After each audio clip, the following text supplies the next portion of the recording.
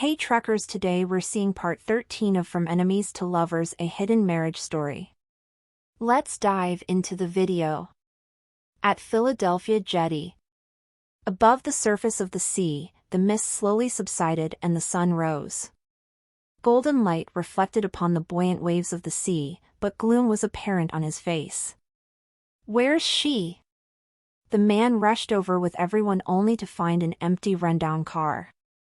It was rare to see Tang Yi with his glasses on, as he stood there with his back facing the sea. He looked pensive as if he was thinking about something, and when he saw people approaching, he lowered his gaze and said, "She was taken away by Lu Tingxiao's man." "Someone actually managed to take someone away from you?" The man glared at him, eyes ablaze. It was Tang Lang. The man's eyes immediately squinted maliciously. Tang Lang. No wonder Lu Tingxiao had unexpectedly compromised earlier. What a great actor! He had intentionally negotiated with him on the other end and said so much crap to delay time. All that just to let Tang Lang have enough time to secretly save her. Damn it! He had actually fallen for it. He had especially designated for Tang Yi to take Ningxi away. Who would have thought that Tang Lang would come along and mess things up? When they heard this, Feng Xiaoxiao and Feng Jin were stunned. Who would have thought that Tang Lang, who had disappeared for more than half a year, would turn out to be Lu Tingxiao's man? No way! This is impossible! Feng Xiaoxiao gasped in disbelief. There's no way second senior brother would betray us. She, Tang Yi and Tang Lang had been adopted by the master since they were very young. The three of them grew up with each other and were even closer than biological siblings. Naturally, it was hard for her to accept this. However, the truth was right before them. There was no way Tang Yi would lie. In fact, it was very obvious that after Tang Yi had gone against Tang Lang, he was feeling turmoiled and betrayed. Feng Xiaoxiao was afraid that he would be miserable, so she did not even dare to ask for more details. She knew that even though the two of them usually fought with one another and Tang Yi seemed to not like Tang Lang, they were actually very close and had fought for their lives together throughout their dysfunctional friendship. They always had the best chemistry when they were out on missions. Now, the person who must be the most heartbroken was Tang Yi. Based on your amazing capabilities, how could you have lost to him so easily? The man shot him a suspicious look, clearly not quite believing him. Even if Tang Yi could not win, there was no way he could lose, and not so quickly too. Whenever the two fought, it would always take them at least half a day. They had even fought for 3 days and 3 nights without being able to decide who won or lost. Feng Xiaoxiao actually had her doubts as well, but she kept quiet. Actually, she had secretly suspected first senior brother going easy on him. Of course, she did not dare proclaim such a thing aloud. Tang Ye's expression stiffened. He did not bother explaining. I lost, and that's that. At that moment, Feng Jin looked at the time and urged anxiously, "Get onto the boat. We should depart now. Vist and Velben, CM for new updates." The man turned around and stared at the city in slumber behind him. His long fingers lightly moved his silver hair that was dancing in the wind to reveal the eye that had been hidden by his fringe and never before seen by anyone. His eyes were prettier than a woman's, but the hidden one was freakishly imprinted with a scar across it. Even though the impression of the scar was already very shallow, it still ruined the perfection of his eyes. However, this added an aura of wild danger to the man instead. Humph, Lu Tingxiao, we will meet again very soon. And when that happens, I will take back everything that is mine. What? How is Madame Lu here? The old minister and the captain were shocked to see the woman appear so unexpectedly. Lu Tingxiao just wordlessly took off his coat and wrapped the girl in it, then he carefully carried her. How could the old minister not understand at that point?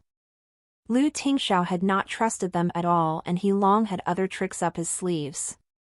He had decided to cause a distraction while someone was ordered to go save her. Naka was evidently embarrassed since he had not settled the issue well after all. He had meant to play mind games with them, when in fact, they had better clarity of the bigger picture all along. Thus, he quickly went up to Lu Tingxiao and tried to make amends for his inadequacy. "Mr. Lu, please come this way. With Madame Lu's current situation, I'm afraid she needs to be immediately treated. We have already prepared the best medical team for her. The hospital can be quite noisy, so you can bring Madame straight to my humble home to recuperate." What Lu Tingxiao wanted to do the most at that moment was to bring Ningxi home. However, when he looked at the bloody gunshot wound on Ningxi's thigh, he thought about how she might be suffering from other unseen injuries. In her current state, she probably could not withstand the stress of a long-distance journey. What she needed was immediate medical treatment. At last, Lu Tingxiao decided to stay temporarily and at the same time, give some face to the old minister. "Please do, minister." When the minister heard this, he was finally less stressed and got the medical team to rush over. The medical team had been behind the bigger team right from the start, so they went over fairly quickly. Immediately, a stretcher was carried over and experienced medical staff attended to Ningxi. "Mr. Lu, please lay Madam carefully on the stretcher." Lu Tingxiao nodded slightly before he lightly put Ningxi down. Just as she was laid down, the girl who had been unconscious suddenly jolted and subconsciously clung onto Lu Tingxiao's neck. She frowned in agony, pleading, "No, don't." Her throat was dry and her voice was soft as a kitten with a coarse mew, sounding extremely pitiful. Lu Tingxiao's heart instantly melted into a mess. He immediately picked the girl up again and patted her lightly. "Don't be afraid, I'm right here." Tang Ling watched speechlessly with wide eyes. In shock, he coughed profusely. This was his first time seeing the vulnerable side of little junior sister akin to a white little flower, and even more unbelievably, such a gentle Lu Tingxiao. LA test NOVLS on n/velby/.co. "Mr. Lu, your relationship with your wife is so beautiful. Well then, Mr. Lu, carry her first. As long as you don't touch her wound, it should be fine," advised the medical staff with touched smiles. Lu Tingxiao had not intended to lay her down anyway. Seeing her like that, how could he bear to? Tang Lang suddenly thought of something important and quickly said, "Boss, do you remember that you promised to give me what I wanted 3 days later?" Lu Tingxiao did not remove his gaze from the girl at all when he responded with a grunt. "Mission succeeded. I will now disappear." Tang Lang bade farewell. "Is there water?" Lu Tingxiao asked the doctor. Tang Lang was speechless at being ignored. Forget it. He should just disappear quickly. The boss only cared about little junior sister now, and anyone else was practically invisible to him. Hey, who knew? Perhaps it was fated. After so long, little junior sister had actually became his lady boss. Nice one, my little junior sister. At the old minister's house, Lu Tingxiao sat on the bedside as he held Ningxi's hand. A group of doctors was busily extracting blood from Ningxi to check her body thoroughly just in case she had any other sickness, wounds, or had been injected with any drugs. The frown on Lu Tingxiao's forehead remained the entire time. "Mr. Lu, please wait, we will only know the results in 2 hours, at most. She's having a very high fever. It's because her wound is infected. It's a good thing Madam had done some cleaning up herself, or else she would have lost her leg if the bullet had been left for too long inside her body." Lu Tingxiao's heart ached. The treasure he had so carefully protected within his palm had only left for a short while, and within that time frame, she had become like this. How could his heart not ache? 2 hours later, the report finally came out. Mr. Liu, the results are out. Madame Liu's body is all normal. Except for the gunshot wound on her leg, there aren't any other problems. When he heard this, both Liu Tingxiao and the old minister breathed a sigh of relief. The latter immediately ordered everyone to watch the girl carefully, and he arranged the best room in the house for them. Because he thought Liu Tingxiao and Ningxi were husband and wife, he naturally arranged for one room only. Because Ningxi was quite injured this time, she had slept for one entire day and night. Her fever soon subsided.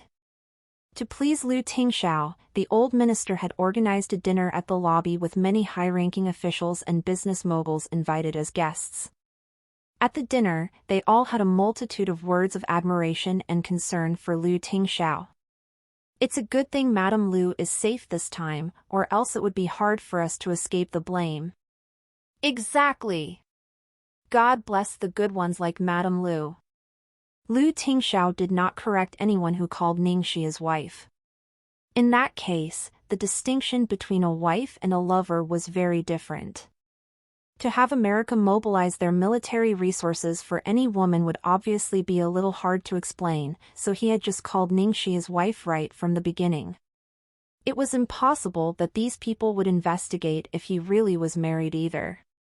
Even though Liu Tingxiao was already used to such occasions, he was obviously distracted this time around. His heart was still hung up on the person who had not woken up yet. He constantly wondered if she would feel afraid or suddenly fall ill again after she woke up and found herself in a foreign place. The dinner table was still filled with drinks and lively conversations. Liu Tingxiao leaned his head on one hand while his other hand held the stem of a wine glass. His fingers were rhythmically knocking on the glass. Discover NW Chapter SNN0EL by.com. He was obviously getting impatient. He looked at the time and was prepared to excuse himself. Just as he was prepared to stand up, someone suddenly appeared in the banquet hall. Well, strictly speaking, someone hopped in. Ningxi stood there on one leg, wearing a loose and warm cream silk sleeping gown. Her long hair tumbled messily on her shoulders, while her forehead was covered in a light sheen of perspiration. She looked terrified, as if she had experienced something incredibly traumatic. It was not until she looked across the long dinner table and saw the man who held a glass in his hand on the other end that she finally calmed down. She had a dream, a horrible one. A nightmare that Liu Tingxiao had died under cannon fire to save her. When she saw Liu Tingxiao sitting there looking well, Ningxi felt reassured. At the same time, the other people entered her line of vision. The table was full of well-dressed people. Obviously, they were some kind of honorary guests. From Ningxi's days, a clarity suddenly emerged. Just as she had almost blurted out to call boss, she instantly changed it to my dear. A dead silence hung across the banquet hall. However, the phrase my dear was deafening enough to Liu Tingxiao. All test NOVL on novelben/.cm. This is, Madame Liu? Someone finally asked after a while. Liu Tingxiao stood up and walked towards the girl, his cold eyes staring right at the girl's injured legs. Why aren't you wearing any shoes? Ningxi avoided his sharp gaze. I did, but it broke. Liu Tingxiao held her in his arms quietly. Ningxi put her hands around his neck naturally, then she glanced at the people in the banquet hall and asked softly, Did I do something wrong? My dear, why aren't you saying anything? She was scared. She had just woken up from her sleep and had not done this on purpose. Ningxi's adaptation to the situation was so quick that she was already comfortable addressing Liu Tingxiao as my dear. She didn't know how much of an impact her casual words brought to Liu Tingxiao. Liu Tingxiao straightened his back and turned to everyone. I'm sorry, my wife isn't feeling well. Please excuse us. Everyone smiled. It's all right, CEO Liu. Don't mind us. Of course. Your wife is certainly more important. I see now it's true that men who love and care for their wife are the most reliable ones. Everyone broke into excited chatter after Lu Tingxiao went away with Ningxi in his arms. I would never expect Lu Tingxiao to make such a big deal just for a woman, but it seems that he really loves her. Thank God that nothing happened to her. Otherwise. That's weird, isn't Lu Tingxiao single? Where did his wife come from? I've been wanting to ask since just now. It's not unusual for people to get married in secret. It's even more common for people like Lu Tingxiao. Ah, my daughter has been missing Mr. Lu since the last time she saw him. I didn't expect him to be married already. There probably wasn't any chance for your daughter anyway. In the bedroom. Ah. Madam Lu. Where did you go? I was so scared. The nurse had just gone out for a while and Ningxi was already gone when she returned to the room, so she panicked. It's all right, let me do it, assured Lu Tingxiao. Oh, all right. The nurse glanced at Lu Tingxiao shyly and left the room. Lu Tingxiao lifted the sheets and lay Ningxi on the bed gently. Ningxi asked, "Boss, was I smart enough just now to catch on to you?" Lu Tingxiao squinted his eyes at her. Not smart enough to cover your mistake. Ningxi looked down at the sheets. I really barge in on purpose. Why did you get up when you're still feeling unwell? Lu Tingxiao vented. How could she still run around with injuries on her legs? Ugh, I had a nightmare. Lu Tingxiao sighed, then he explained, to be able to rescue you this time, I had to lie and say that you're my wife. So, during our stay here, you might have to act as one. But it won't last long. We'll go back as soon as you feel better. No problem. Acting is my profession after all. Ningxi reassured him, I can act as any kind of wife you like. Ningxi looked at Lu Tingxiao, full of curiosity. Boss, what kind of wife do you like? The gentle type? The unreasonable type? The funny type? Cute? Silly? Lu Tingxiao glanced at her. I like all of them.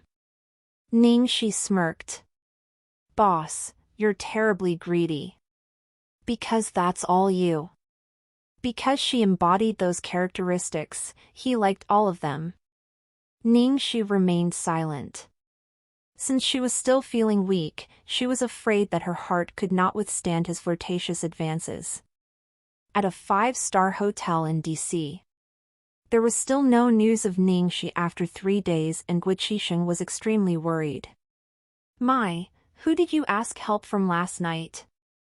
Is he actually reliable? Jiang Mai brooded and did not say a word. Unreliable? If he was unreliable, then there would not be anyone else that could be counted on. Jiang Mai had actually struggled to call Lu Tingxiao.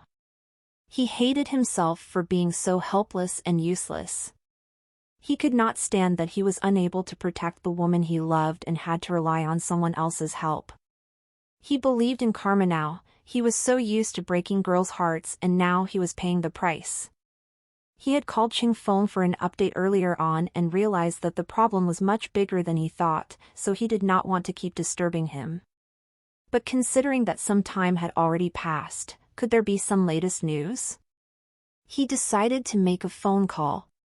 If God gave him another chance, he might never have made this torturous call. Hello, uncle. Did you find her? How's Ningxi? Is she all right? Can I speak to her? Lu Tingxiao frowned, not wanting Ningxi to be bothered at the moment. Discover NW Chapter SNN0EL by.com. Well, okay, fine, he simply did not want his wife to talk to any man. Especially when this particular man was obviously still missing his wife. He cared so much for her that he was feeling defensive.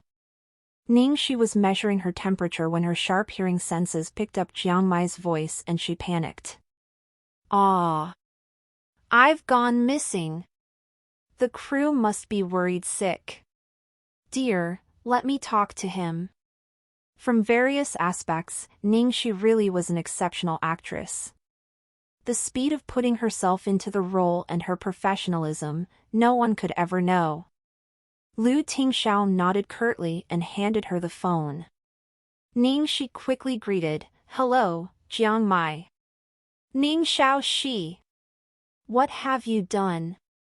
You've just given me the worst scare of my life. Why did you go to Philadelphia all of a sudden? And, did I just hear you call someone dear? Who are you calling?" Jiang Mai asked like a bullet train. "It must have been your imagination." Ningxi blushed and made up a lie on the spot. "Well, you know, laws pretty much don't exist here. I was kidnapped, but thankfully your uncle was here in time. Everything is all right now. How about you? Are you okay? Are you injured?" Jiang Mai asked in concern. "Just some minor injuries, it's no big deal." "Oh, right, I actually have something important to discuss with you now," Ningxi informed seriously. Ningxi glanced around and saw Lu Tingxiao go to speak to the doctor, so she quickly said, "Teach me how to confess my feelings to a man." A good 10 seconds of silence went by. Ningxi could not wait any longer. "Hello, hello? Jiang Mai. Blondie. Are you there? What's with this signal? Failing on me at such a critical moment. Hello?" Ningxi was about to hang up and redial, but Jiang Mai suddenly replied, "I'm here." "Ah. You're still on the line. Quickly teach me," Ningxi urged. "How? What even? I've never confessed my feelings to a man before. How could I teach you?" Jiang Mai was clearly annoyed. "Liar! When I was in school, I heard you confess to a handsome underclassman and he even accepted you. Ningxiao Shi, can you not?" "I was just joking." He could not do this anymore. He felt that Ningxi was driving him mad. Jiang Mai took a deep breath. "Why would you ask me about confessing to a man? Ask yourself. Aren't you the most experienced?" Ningxi raised her eyebrows. "Well, the scums from before were too easy and I didn't get to confess on my own. Even Su Yan, he was the one who took the initiative. This is my first time, I really don't know how to." Jiang Mai was surprised when he also realized that indeed, she really had never confessed to a man before. Damn it! After being together for a while, he had been totally fooled even up until now. "Wait, I haven't asked you yet. Who's the man? Who are you trying to fool again?" Jiang Mai asked cautiously. "Your uncle." Again, another awkward moment of silence. Jiang Mai felt that they were communicating on different channels. "Why did you change your mind? What's so odd about it?" "Your uncle saved me, so I want to offer myself out of gratitude for rescuing me," Ningxi replied as a matter-of-factly. Jiang Mai had no idea what he was feeling right now, his feelings were all over the place.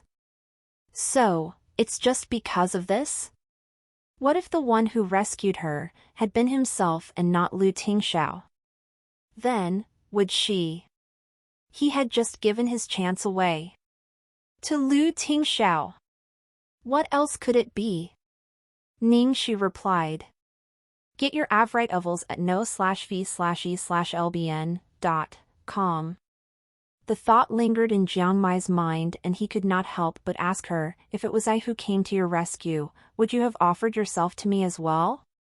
Ningxi replied almost instantly, impossible. I'm not a fool. Jiang Mai felt his heart sink to the ground. Go to hell, Ning Xiaoxi. Ask someone else. I don't know anything. What's wrong? Are you on your period? Why are you so grumpy? Get lost. Please help me. I can only talk to you about this. Do you know how difficult it is for me to be this determined? Ning Shi sighed. Jiang Mai clenched his teeth. Would you tell this to your exes? Aren't you one? Jiang Mai just wanted to stop talking to her already. Are you an idiot? My uncle has always loved you. Why would you need to confess? Just tell him how you feel directly. You're not being sensitive at all. Of course, I'd like to give the person I love an unforgettable experience. I will never skip the phase of confession. Bye. Jiang Mai ended the call. Your good friend Blondie has just received a heavy blow. When he saw Ning Shi chatting with Jiang Mai for so long, Lu Tingxiao's expression stiffened. Time to have your medicine. Oh, right away. Ning Shi hung up. Just as she was prepared to return the phone to Lu Tingxiao, her eyes flew wide open. On the screensaver of the phone was their selfie from the theme park. It was such a playful photo. She thought that Lu Tingxiao was only accommodating them and did not like it himself, but who knew? Sigh, how could the devil be so hot yet so adorable? She really wanted to make that picture her screensaver on her phone too. Sadly, her occupation did not allow such a thing, which would definitely cause unnecessary scandal. However, she did quite like her current screensaver and it was very meaningful. It was the first portrait that Little Treasure had drawn for her. On numerous occasions since she made it her screensaver, many people had asked her which artist had drawn her portrait and they wanted her to introduce them. However, she obviously could not announce Master Little Treasure to the world. Lu Tingxiao watched her look at his own phone screensaver with a strange look on her face and he quickly took away the phone, passing her her pills. Ning Shi looked at the myriad of pills with various sizes and felt her head spin. Why are there so many pills? Do I have to eat them all? The nurse holding the plate by the side quickly explained, Madam Lu, yes, you have to eat them all. You still have a slight fever and your wound was seriously infected. Apart from that, you're... The nurse continued to ramble on with reasons to make sure that she did not miss even a single pill. Ning Shi could only look to Lu Tingxiao for mercy. However, Lu Tingxiao just gave her a stern look, indicating that there was no space for negotiation at all. If you don't want to swallow the pills, don't cause a ruckus next time. Ning Shi blinked and said, My dear. Lu Tingxiao then responded, When you finish them, I'll take you out to play. There's a sick deer in the garden. T from N0/V/LB/co/M. Ning Shi's eyes shone, then she immediately finished the medicine obediently. Even though she had a fear of taking medicine, she would still obey. She was greedy for the warmth of Lu Tingxiao. Only in front of him would she entirely let go of any restraint on her vulnerability and temperament. When the nurse watched the two of them interacting, she was so jealous that she started to tear up. He spoiled her so wonderfully. He was practically coaxing her like a little girl. Mr. Lu was usually so cool, this was unbelievable. After that phone call, Ning Shi had started to plan how she should confess her feelings. She actually called herself the queen of picking up girls, but who'd expect that something as menial as confessing would trouble her? Actually, the task was not difficult. The main thing was that she wanted to do it for the devil and he had done so much for her. She thought that her confession had to impress him, so she had to be careful about it. Thus, that night, out of desperation, Ning Shi started to seek for help again. This time, the level of help was significantly higher than Jiang Mai. Hello, Who's this? The person on the other end of the phone seemed to have been woken up from their sleep. Hello, Second Master, it's me. Xiao Shishi. Are you all right now? I heard my brother said you were kidnapped. And you were even shot. Why are you calling me so late at night? Did something happen? Yes. It's an utmost emergency. Second Master, I need immediate backup. How do I confess so that the other person has a strong impression of me that will last for the rest of their lives till they die? Ningxi asked in one breath. Lu Jingli, who was on the other end of the phone, kept silent for a long while before he stuttered, confess. Xiao Shishi, you want to confess to someone? Ningxi quickly thought of something and replied, not for me, it's for a friend. If she had admitted that it was her, he would definitely not teach her.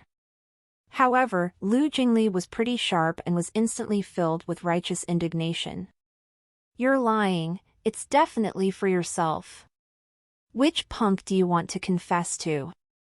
I'm going to kill him. Ningxi raised her brows and asked, are you sure? Of course, I'm sure. My knives are sharpened and raring to go. Ningxi laughed. This guy was indeed very loyal to his brother. Since Lu Jingli already knew, he definitely would not help her, so she could only resort to her last attempt. Ningxi intentionally said in a threatening tone, you don't have to care who it is, you will know sooner or later. So, what's it going to be? Are you going to teach me or not? If you don't, I'll go ask your brother instead. Ningxi was prepared to give Lu Tingxiao a surprise. Obviously, she could not directly tell Lu Jingli who it was, or else, this blabbermouth would definitely not be able to keep it a secret and blurt it out to Lu Tingxiao. Then, there would be no need for her to prepare a surprise. Xiao Shishi. How can you be like this? If you ask my brother to teach you, wouldn't he die of anguish? Xiao Shishi, from today onwards, I've decided not to like you anymore. You've really disappointed me. Lu Jingli exploded. Ningxi held back her laughter and said in a villainous tone, haha, so, little goldfish, are you going to teach me or not? If you don't, I'll really have to go ask your brother. You. Lu Jingli said in an exasperated tone, okay, fine, I will. Also, I'm not a goldfish. I'm a koi fish. He had not overlooked this despite his extreme disappointment. I am a koi fish, how could I be this sad? I'm so down. Then, quickly tell me. Ningxi urged as she lowered her voice, carefully eyeing the direction of the bathroom where Lu Tingxiao was showering. He should be done any time now. Lu Jingli said absent-mindedly, you should cover your face with some mud, draw a clown, ride a unicycle, hold a donkey in your hand. Ningxi quickly stopped him angrily, Lu Jingli. If you don't be more serious, I'll really go ask your brother. Lu Jingli gasped and said tearfully, if he is new to love, help him loosen up and rid of his clothes. If he has much experience with people, then you may start a fire by the stove. This is all I can teach you. This is the essence of what I've learned in life. You have to understand it concretely for yourself. You can choose to believe me or not. I'm hanging up now, bye-bye. Your good friend, the Lu Koi fish, is deeply hurt. Lu Jingli thought about it and looked at the situation from the perspective of not knowing much. At least, he could confirm that the dude Ningxi liked had to be an old, cunning person who had met many walks of life, so he would just let Ningxi cook him a meal before confessing. This is the one way he thought was the safest, and a way that would not have Ningxi trouble him. Ningxi looked at the hung-up phone speechlessly. However, after thinking about Lu Jingli's words, she thought that it did make sense. Top VL updates on n/o/v/lb/in.com.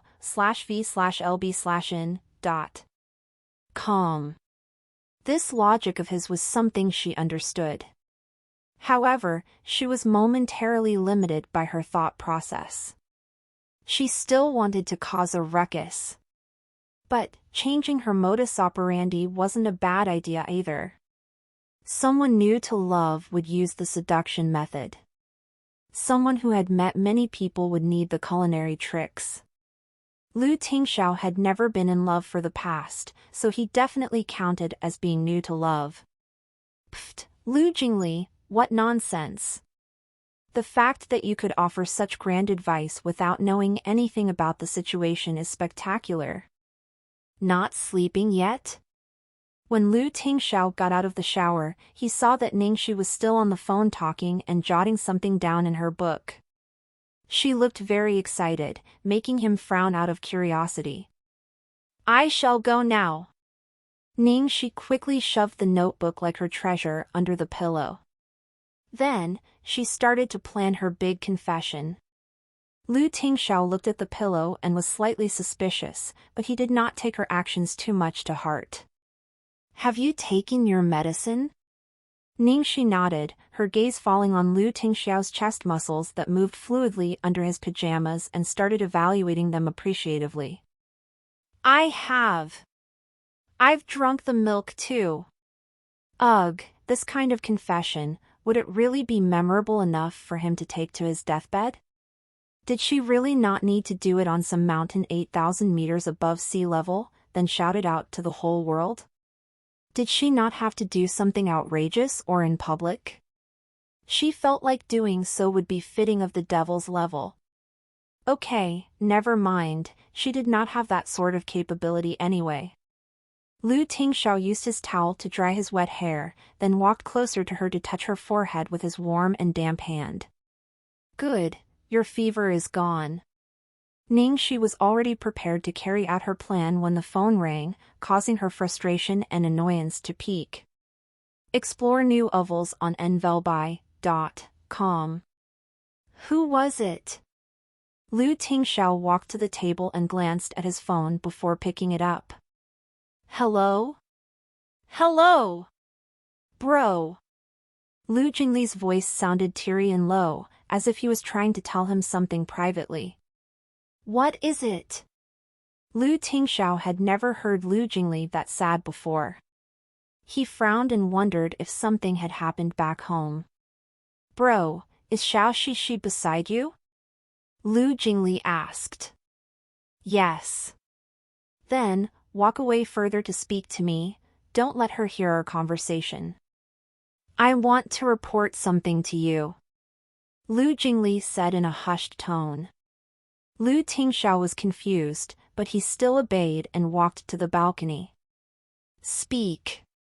On the other end of the phone, Lu Jingli seemed to have struggled with himself before he said, Bro, I didn't want to tell you at first, but I think I have to tell you now.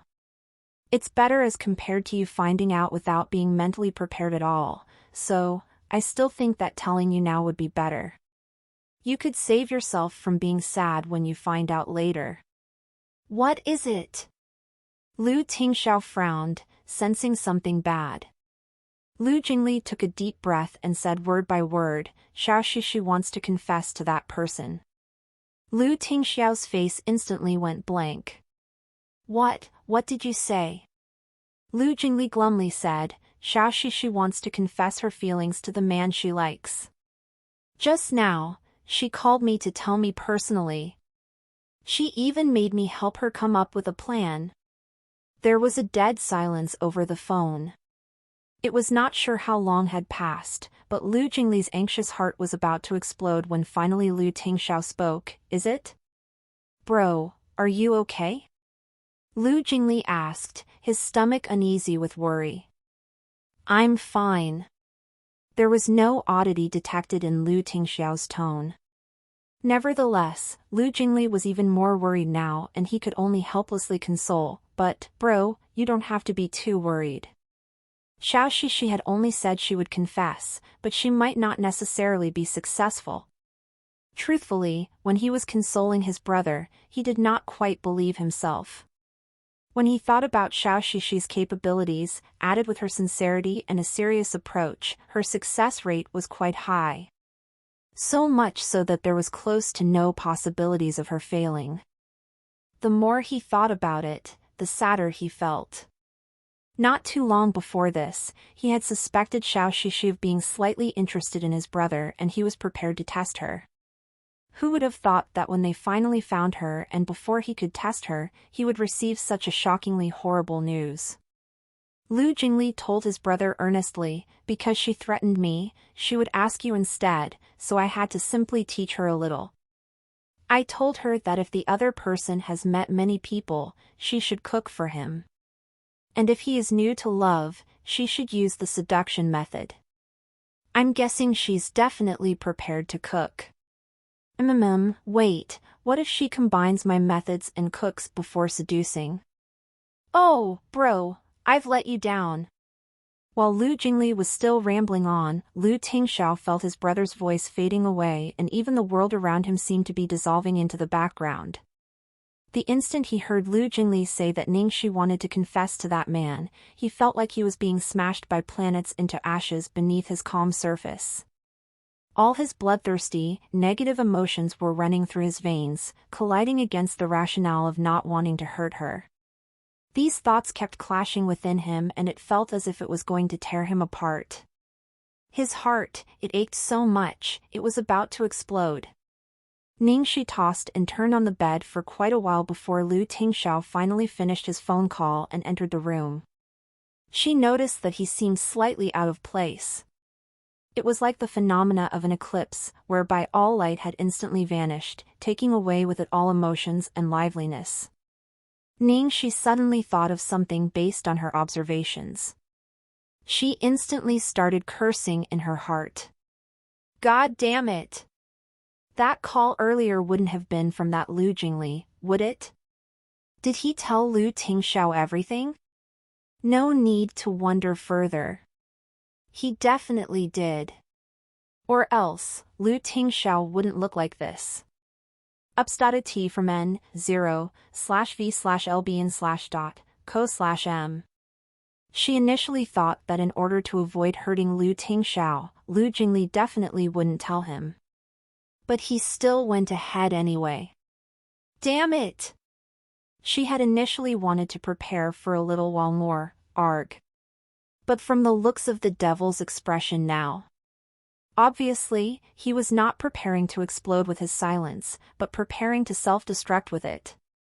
She could not bear to delay it for another second.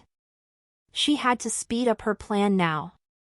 Ningxi sighed, pinched the space between her eyebrows and curled up under the blanket. Several seconds later, she peeked her head out and looked at the man. Big boss. Lu Tingxiao looked up at her with empty eyes. Could you come over for a while? Ningxi asked, her voice oddly gentle as if afraid she would disturb him. Lu Tingxiao's lean body stiffened straight, he walked to the bedside robotically like he had conditioned reflex. Ningxi stared straight at the man in front of her bed and said, Big boss, let me just tell you beforehand, wait, I might need to do something that offends you as a superior. Before the man could react to the implied meaning of her words, the girl turned the lights off. She then suddenly sat up in the bed to kneel and put her arms around his neck, pulling him down to kiss him without hesitation. At the same, because she was in a kneeling position, the blanket that had initially covered her entire body slid down. Ningxi felt around in the dark and pulled up the man's stiff and icy cold palm on her own bare naked waist. The man was still stunned by the sudden kiss, so when he felt the girl's warm and smooth skin, he jolted. This was when the girl's soft and clear voice said right into his ear, Lu Tingxiao, I like you, I really, really like you. Night fell and there was no sight of the moon outside, only several stars loomed in the dark sky above. Inside, where there was no trace of any light, only a blurred silhouette could be seen. The man leaned his stiff body forward slightly with one palm on the girl's waist. The girl kneeled on the bed with her arms around his neck, the slender shape of her neck against the dim light appealing to him greatly. Lu Tingxiao's brain had blanked out earlier from his inner struggle after his world was blasted by Lu Jingli's horrible news. However, at that moment, he did not know who he was anymore. It was too quiet. It was as if he had been struck by lightning. He did not move at all. At last, after holding her breath for so long, Ningxi's heart started to thump wildly. What was going on? Discover new chapters at novelby.co. No matter if it was good or bad, at least he should give some reaction. She had prepared for so long after all and killed so many brain cells, even giving it her all. Ningxi could not help but whine slightly. Hey, Lu Tingxiao, I'm confessing my feelings to you here. Could you at least react a little? Even if you want to reject me. Lu Tingxiao finally responded, but his body was still as stiff as a statue. Only a warm whisper indicated he was speaking. What did you just say? I said I'm confessing my feelings to you. To me? Duh, who did you think it was? After the short exchange, the dead silence returned. Until the air rang with a soft sneeze did the frozen atmosphere thaw. It was already deep into winter, and even though the room had a heater turned on, it was still chilly if one did not wear anything. In the next second, Lu Tingxiao instinctively picked up the blanket and wrapped the girl tightly like a silkworm cocoon. Foolishness! Do you want to be even sicker than you are right now? Ningxi was so mad until she scrunched up her shoulders and sniffed while mumbling, lame. I thought so hard about how to confess that my head was about to explode, and I even put down my ego to ask around for help before I thought of this idea. I wanted to give you a memorable confession experience. Achoo! Put on your clothes! Where are your clothes? Lu Tingxiao felt like he was about to go insane from a mix of frustration and lust. I'm not wearing them. You haven't replied me yet. Ningxi muttered without complying. Her clothes were still under the blanket. In her rush earlier, she could only curl under it to strip. When Lu Tingxiao heard her refusal, he had an indescribable expression.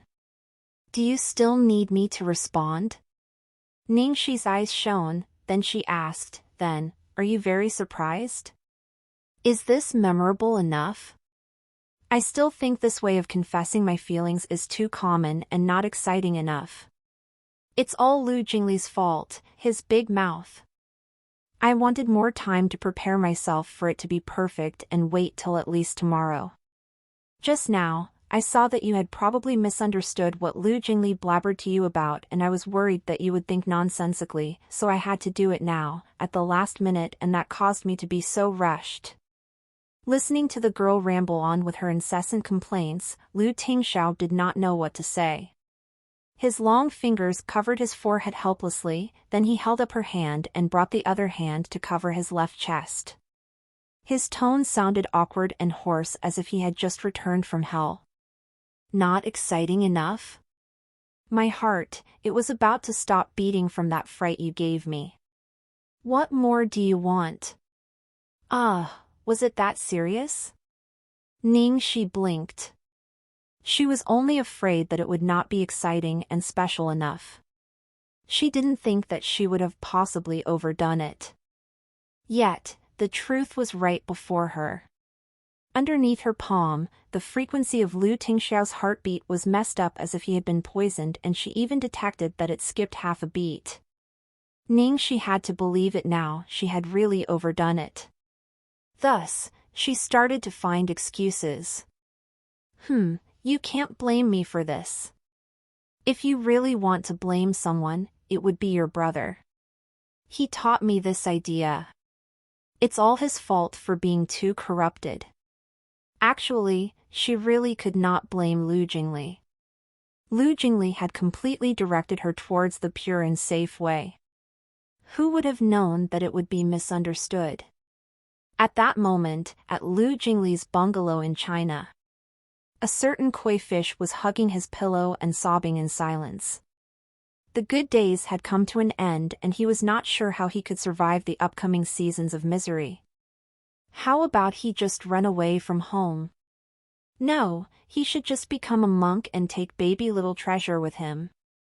He would not have thought that the initial ideas he had given Ningxi about firing up a stove for her love interest would turn into an act of removing his brother's clothes. Full 0W current novels on n/o/v/3l/b in.co/m. At that second, Lu Tingxiao was staring at the woman in front of him like a burning torch, his gaze like an X-ray, seeing through the most secretive nooks of her body. Ningxi felt goosebumps rise across her skin. What is it? Lu Tingxiao extended his hand out to feel her forehead. After a while, he felt it again. A few seconds later, he repeated his action. The fourth time Lu Tingxiao felt her forehead, Ningxi could not stand it anymore and grabbed his hand. Stop it! My forehead is about to be filed down by the calluses on your hand. I don't have a fever, I am not drunk, I am not sleepwalking, and I am very clear-headed. Lu Tingxiao looked at her and said with an oddly serious expression. You're sure it's me you are trying to tell this to? Ningxi replied, Sure, definitely, and most definitely. Lu Tingxiao then asked, Why? One could not blame Lu Tingxiao for having such a reaction and doubts. Even right now, he felt like he was still dreaming.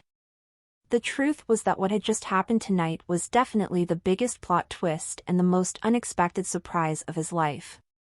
His entire logic, knowledge, and judgment had been entirely flipped upside down. Ningxi had confessed to him. She had actually said that she liked him. The person she confessed to was no one else but him. Such an impossible thing, but it had actually happened. Why? When she heard this question, Ningxi was stunned for a while. Lu Tingxiao had asked why she had chosen him. She was stopped in her thoughts and she started asking herself why had she said it in the end, why had she still told him? Even she herself had not thought of her reason why. At first, she had thought about burying her feelings for him forever. Then, she wanted to wait for the right time, for the day she could finally build an empire with him. As the universe would have it no other way, her plans kept changing again and again. All she could only say was that when it came to love, sometimes one had no control over themselves. From the moment first senior brother had told her that Satan wanted to meet her in Philadelphia, her thoughts had changed drastically when being on the verge of life and death the day before. Just when she thought she would definitely be dead, her biggest regret was him not hearing what she had said to him during the fireworks show at the theme park that day. Future or misfortune, no one would ever know which came first. One should never wait till tomorrow or for the future. The moment the opportunity rose, at the current moment, she had to say it, had to do it. That was her reason. So, even though this whole confessing to Lu Tingxiao was a little impulsive in the end, she bore no regrets at all. When she lifted her head again, Ningxi's eyes sparkled. She looked at the man who was obviously tensed and she kissed him, answering, Because I realize that I prefer cabbage. Because I realize I prefer cabbage. Before her lips could leave, Lu Tingxiao's icy eyes were set ablaze. He instantly held the back of her head and deepened the kiss. Unlike the girl's light caress, his touch immediately opened up her mouth for the onslaught of his affections.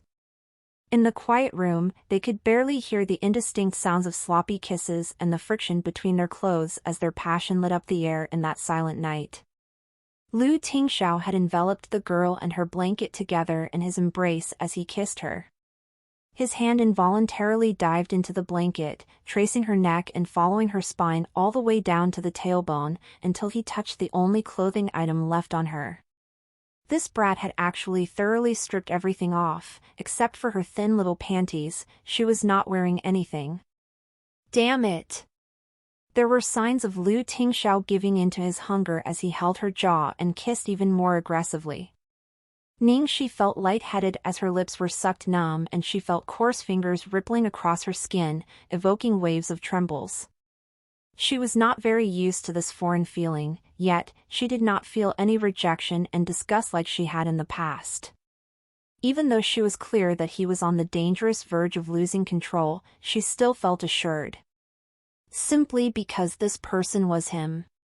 In the next second, her body had been gently laid on the bed. In the dark of the night, the man's eyes looked like a beast's that had starved for 1,000,000 years. With both arms on either side of her, he locked her down and growled, "Put on your clothes." Ningxi's breath was a mess as her chest rose and fell furiously. She was stunned when she heard him. Huh?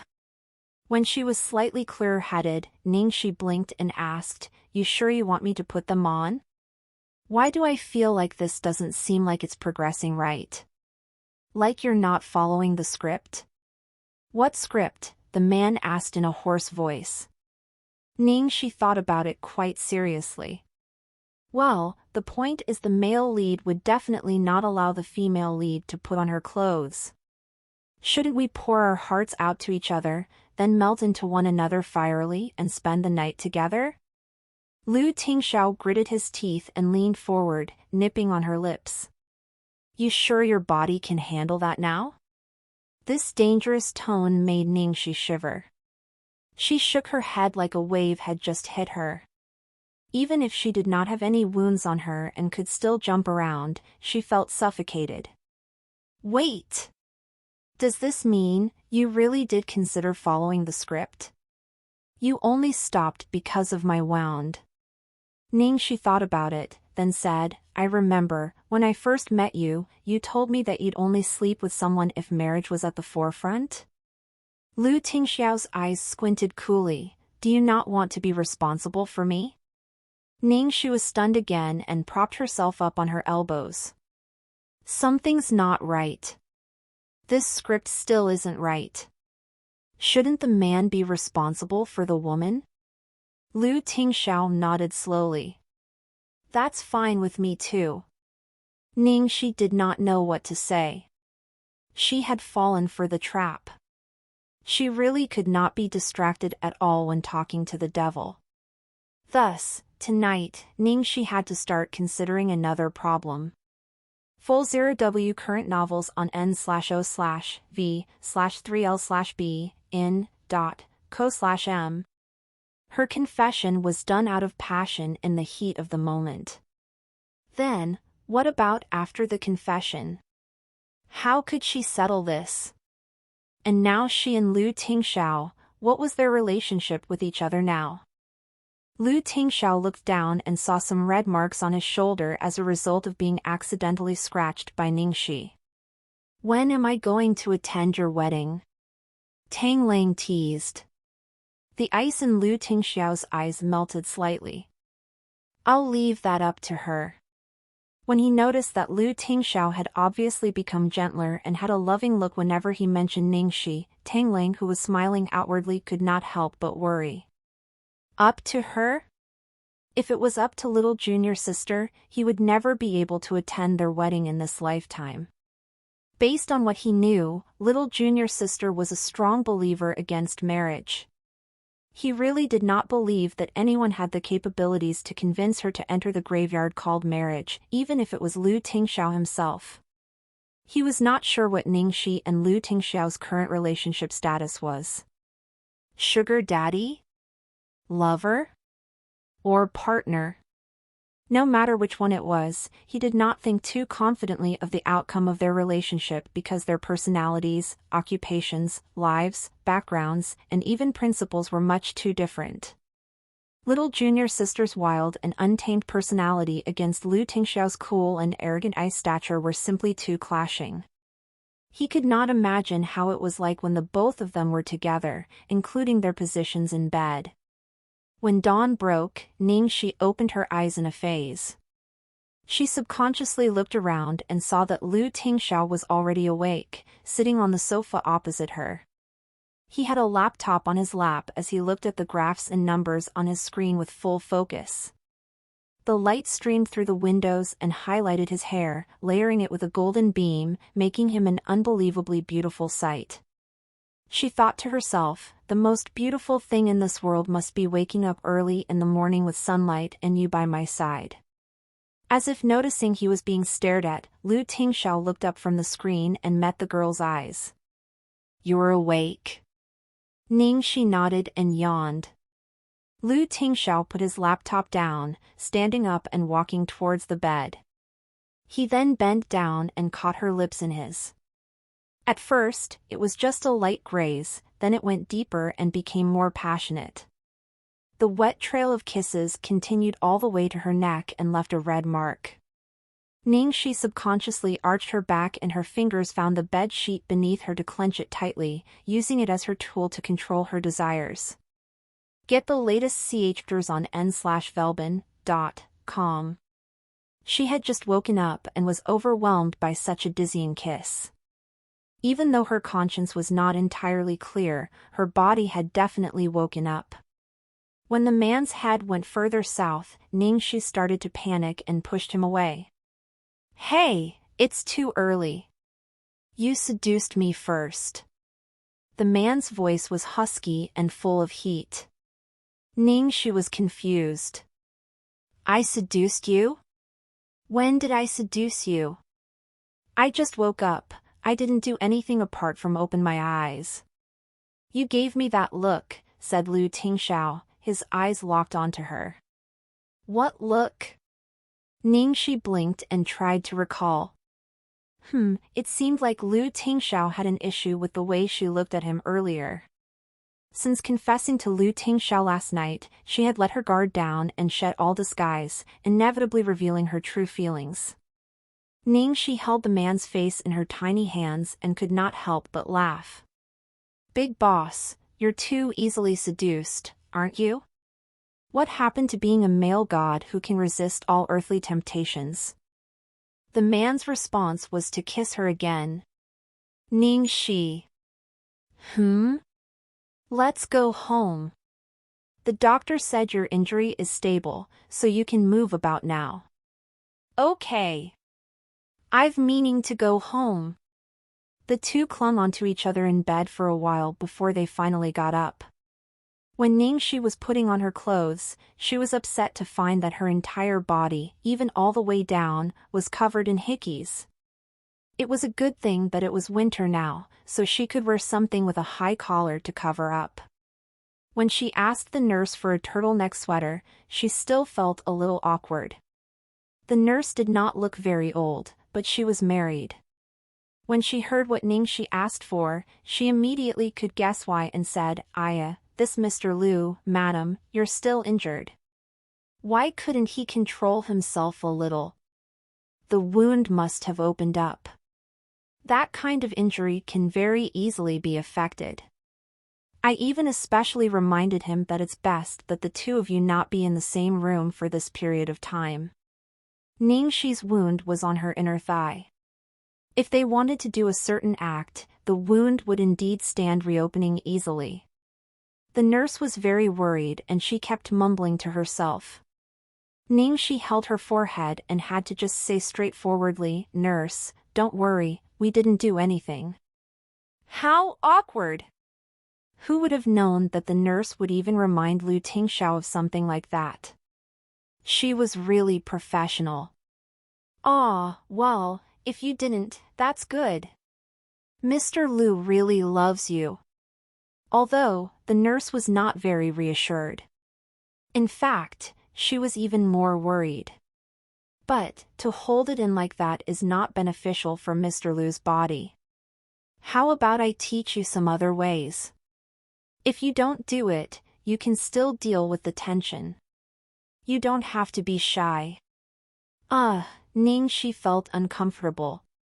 Nurse, why are you suddenly teaching me bed tricks? What are you talking about? This was when Lu Tingxiao walked in and asked out of curiosity. Ariad updated stirise at n/vel/bin.com.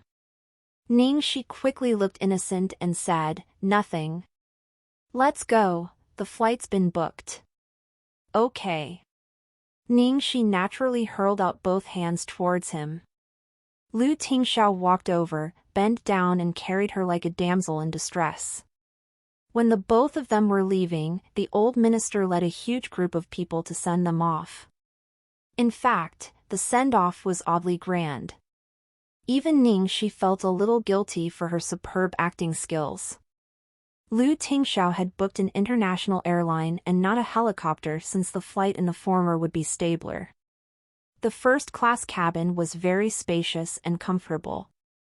Lu Tingxiao helped her adjust her seat to lean back and covered her with a cashmere blanket. "Get some sleep." "I can't fall asleep." Ningxi shook her head, a little worried. "Lu Tingxiao, tell me, what if Minister Naka and the rest realized that you lied to them? What would you do? It wouldn't cause some international conflict, would it?" Lu Tingxiao laughed lightly. "Then, I guess I'll have to trouble this madam here to save me." "Huh?" Ningxi was instantly stunned. Was Lu Tingxiao implying that they should make their act real? So as not to trouble her, Lu Tingxiao immediately stopped and patted her head. "I'm just kidding, don't worry. They already got what they wanted, so even if they know, it's nothing." Ningxi nodded in relief. Then, Lu Tingxiao suddenly looked right at her and said, "Ningxi, may I ask you a question?" "Yes." "Why was your choice in the end, me?" Let me think." Ningxi thought for a while then answered, 1% of the reason is obviously because you're very mature, stable, reliable, handsome, and so nice to me." Lu Tingxiao's eyebrows went up. "Then, what about the other 90%? Ningxi blinked. "The other 90% is, of course, because of Little Treasure."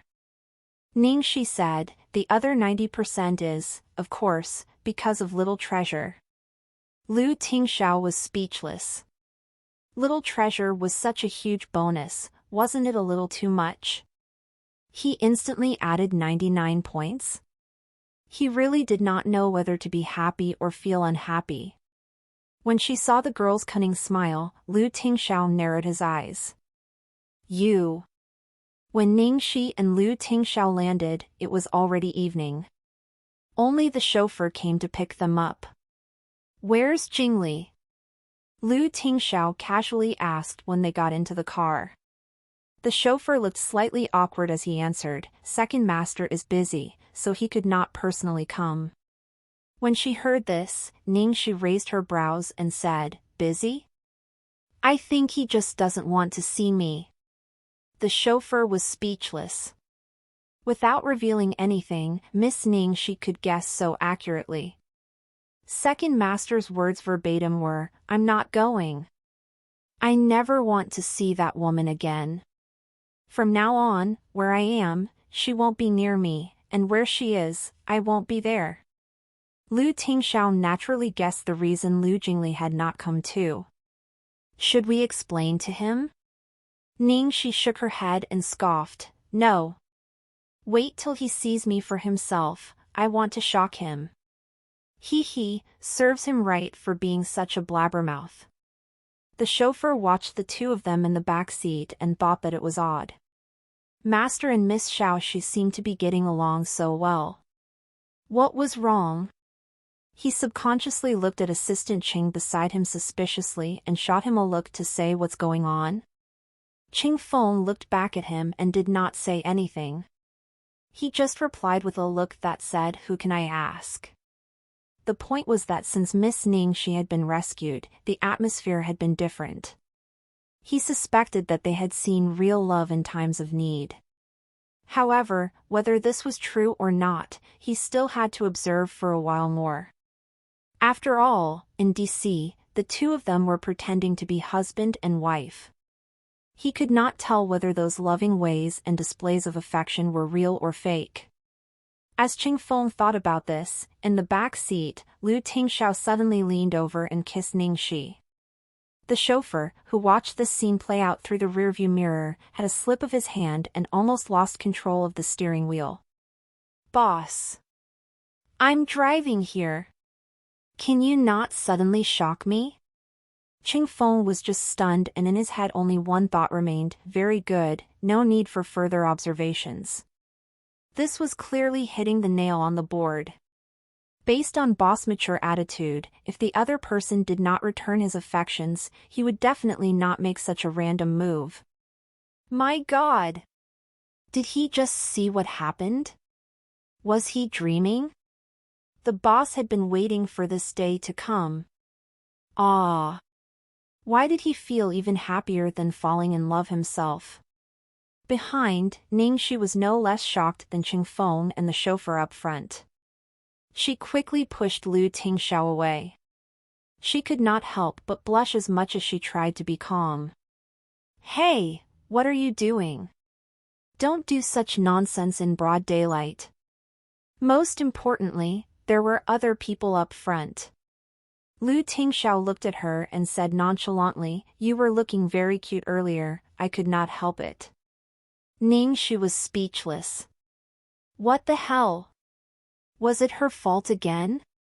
Didn't she just say she wanted to shock Lu Jingli? What was cute and irresistible about that? Was he even seduced by that too? Seriously, she really did not get the devil sometimes. Up front, for the safety of driving the car, the chauffeur very consciously pressed the button that wound up the divider for their privacy. Ningxi puffed up her cheeks and looked angry. She definitely had a reason to believe that Lu Tingxiao was intentionally taking revenge, because she said that the 90% was for little treasure. Looking at the girl's lively expression, Lu Tingxiao's gaze turned into a deep, bottomless swirl, capturing one's soul. He always could not help but stare at her and want to get close to her. All because he did not feel secure.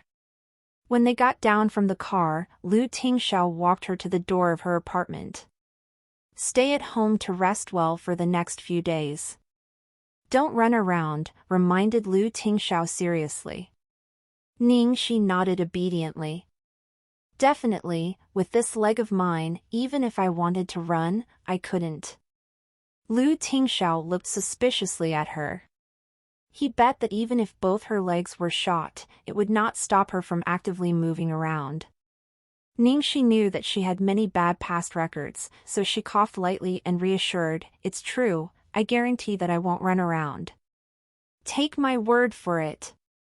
After she repeated this over and over again, Lu Tingxiao had no choice but to believe her. "Then, I'll leave now." Eh? Leaving so soon? It's still quite early, why don't you come in for some tea before you leave? Ningxi asked. In a flash, the man's expression instantly became dangerous again. Do you know what those words of yours imply to a man? Ningxi was instantly confused and her mouth twitched. Hey! What are you thinking? I'm just inviting you to come in for a cup of tea. I'm implying what the words say on the surface. I'm not inviting you in to do whatnot. Lu Tingxiao, are you that corrupted now? Lu Tingxiao held her by the waist and kissed her roughly as if he wanted to deliver all his buried emotions through the kiss. Infected by you.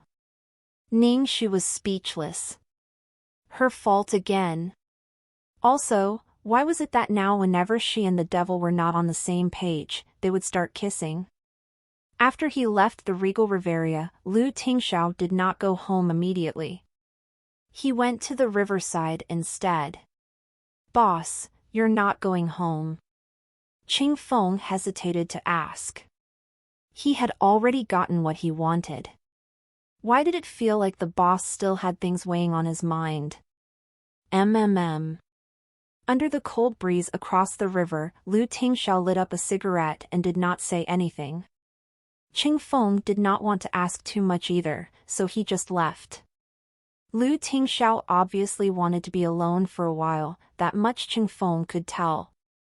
Thus, Qing Feng and the chauffeur got into the car and left first. Halfway through, the chauffeur's phone rang. It was Lu Jingli. Get the latest chapters on n/velbin.com. Hello, Second Master. Where's my brother? Did you guys pick him up? Lu Jingli sounded a little awkward on the other end of the phone. Yes, we already did. Second Master, is there anything you need? Then, why isn't he back yet? It seemed like Lu Jingli was already waiting at home. Oh, Master hasn't gone home yet. He sent Miss Ningxi home first, then went to the riverside alone, answered the chauffeur truthfully. What? My brother wants to jump into the river, shouted Lu Jingli before the chauffeur could continue, then the phone went dead. The chauffeur's eardrums were shaken by the yell and he was stunned. When did I say Master wants to jump into the river? I didn't, did I? I just said he went to the riverside. How did Second Master hear what he thought he did? How in the world did he misunderstand like that? Qing Feng's mouth twitched in amusement. Second Master's thought process is rather out of the ordinary. After he hung up on the chauffeur, Lu Jingli drove quickly to the riverside where Lu Tingxiao always went when he was unhappy. Oh, brother, hold on. Don't take things too hard. You still have me. When he saw the familiar silhouette loitering around the riverbank, Lu Jingli immediately ran over and jumped on Lu Tingxiao, intending to topple him over. Lu Tingxiao had sharply noticed that there was someone behind him, so he moved aside and avoided the attack. From the corner of his eye, he recognized the familiar shadow and his hand shot out to hold onto the back of Lu Jingli's collar, pulling him back from almost jumping into the river. Your F48 stories on /o/v/lbn.cm. Lu Tingxiao rushed to put out his cigarette and frowned. What are you doing? Because Lu Jingli had almost jumped into the river himself, he was still traumatized from the experience, patting his own chest to calm himself down. He replied anxiously, obviously, I was trying to stop you from jumping into the river. Lu Tingxiao kept silent for quite a few seconds, then stressed word by word, who told you that I was going to jump into the river? The chauffeur said so. He said you were going to jump. Anyway, it doesn't matter who said it. The point is, bro, don't think of doing something stupid. Lu Tingxiao sighed helplessly. How could it be the chauffeur? His brother must have been jumping to conclusions again. The world is so huge with so many hot fish in the sea. There must be someone who's suitable for you. You can't lose hope to live just because you've been lovelorn once.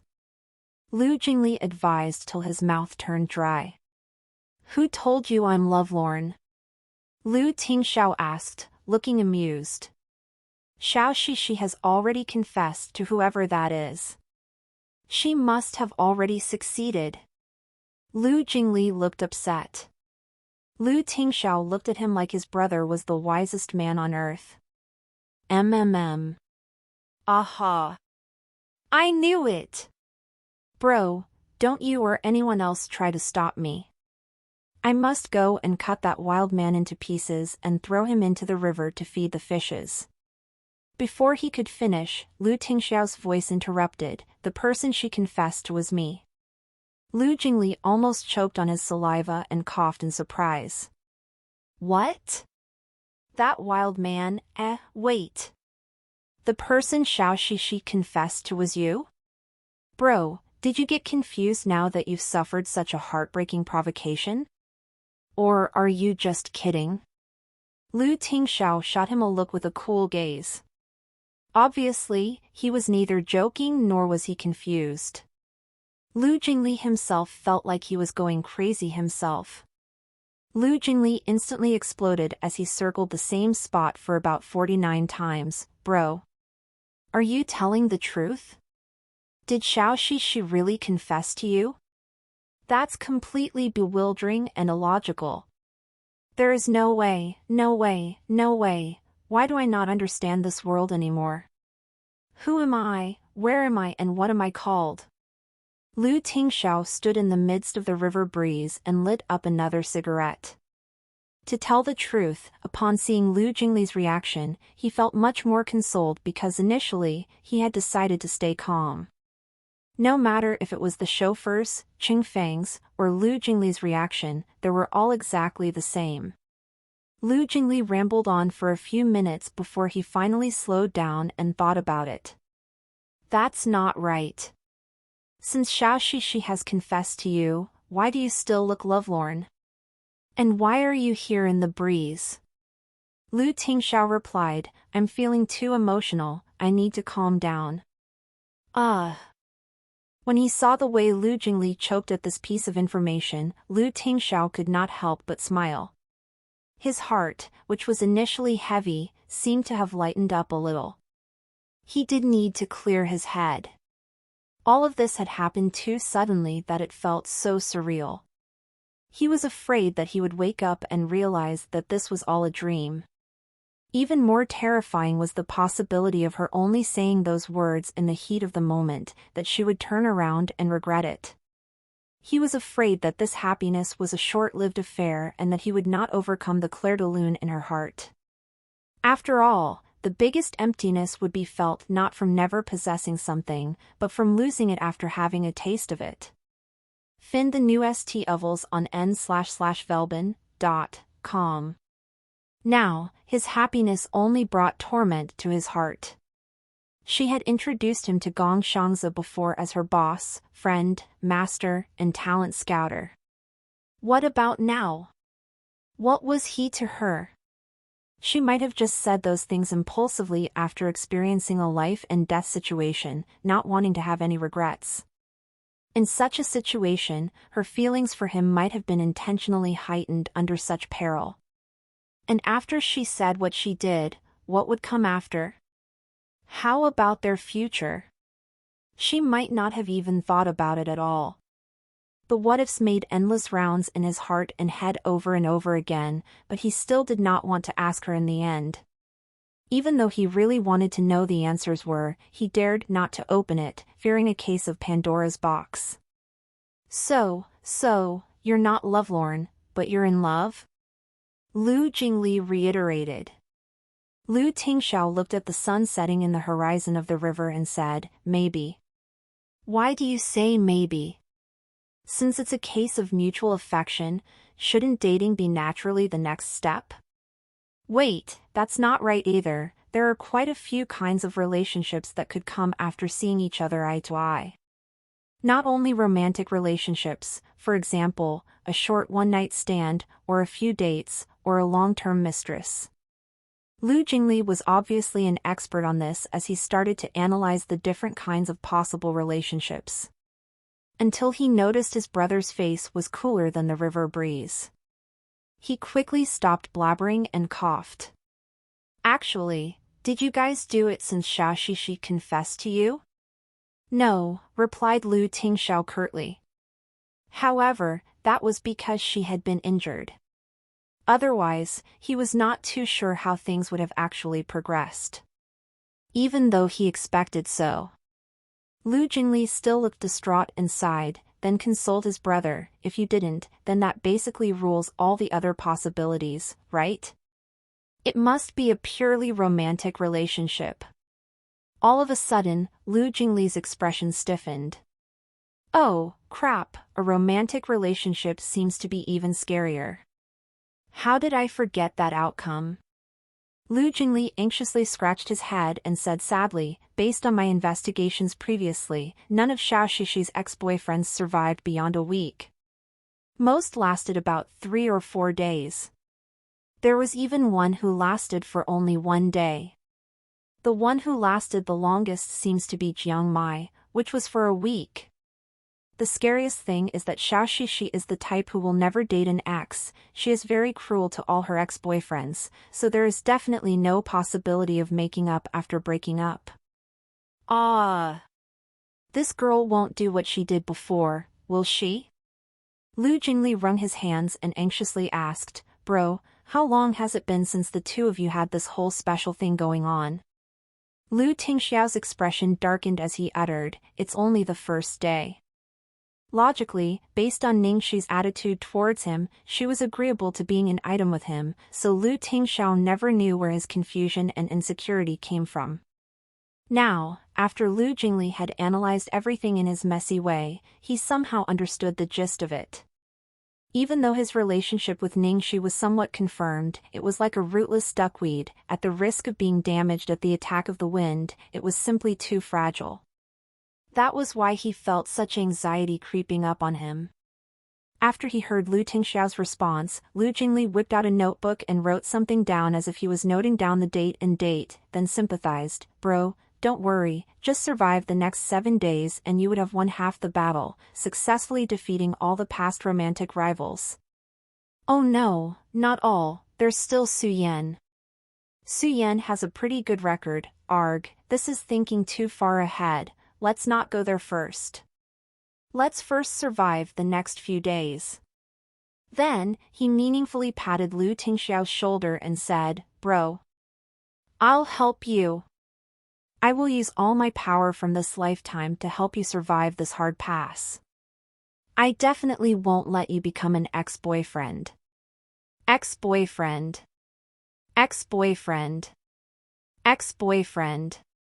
These words appeared like 3 overwhelmingly monstrous mountains that fell onto Lu Tingxiao's face, instantly blacking everything out. He looked in fear at the little black leather notebook in Lu Jingli's hands as if it recorded the date of his death. At Regal Riviera Hotel. At that moment, Ningxi was reading through the tabloid news, unaware of a black car moving from the riverside to this apartment, finally stopping quietly below her unit. After she returned to the apartment, thanks to the good sleep on the plane, she felt very energetic. The first thing she did was to look at the entertainment news she had been deprived of for a few days, getting updated with the latest headlines. Most importantly, she wanted to look at how well their promotion of The World had gone. She got the shock of her life. It had only been a few days, but all the current gossip related to The World was about an argument that had broken out on Weibo. With the entire drama team's hard work, The World had already gained popularity ahead of the release and it had taken the industry by storm. However, the public's attention would naturally be focused on the drama's male and female lead in the early stages. Eventually, the co-stars, Meng Changge and Sun Huanqing, started to gain popularity too. After many fans had watched the trailer, they started to recommend the show with high praises for the pair of co-stars. This caused the co-stars to be even more popular than the main leads. Explore Ta-Ti stories at no/l/bin.cm. Thus, the fans of the leads were obviously unhappy. The catalyst for this fight was the second version of the trailer released by the officials just 2 days ago.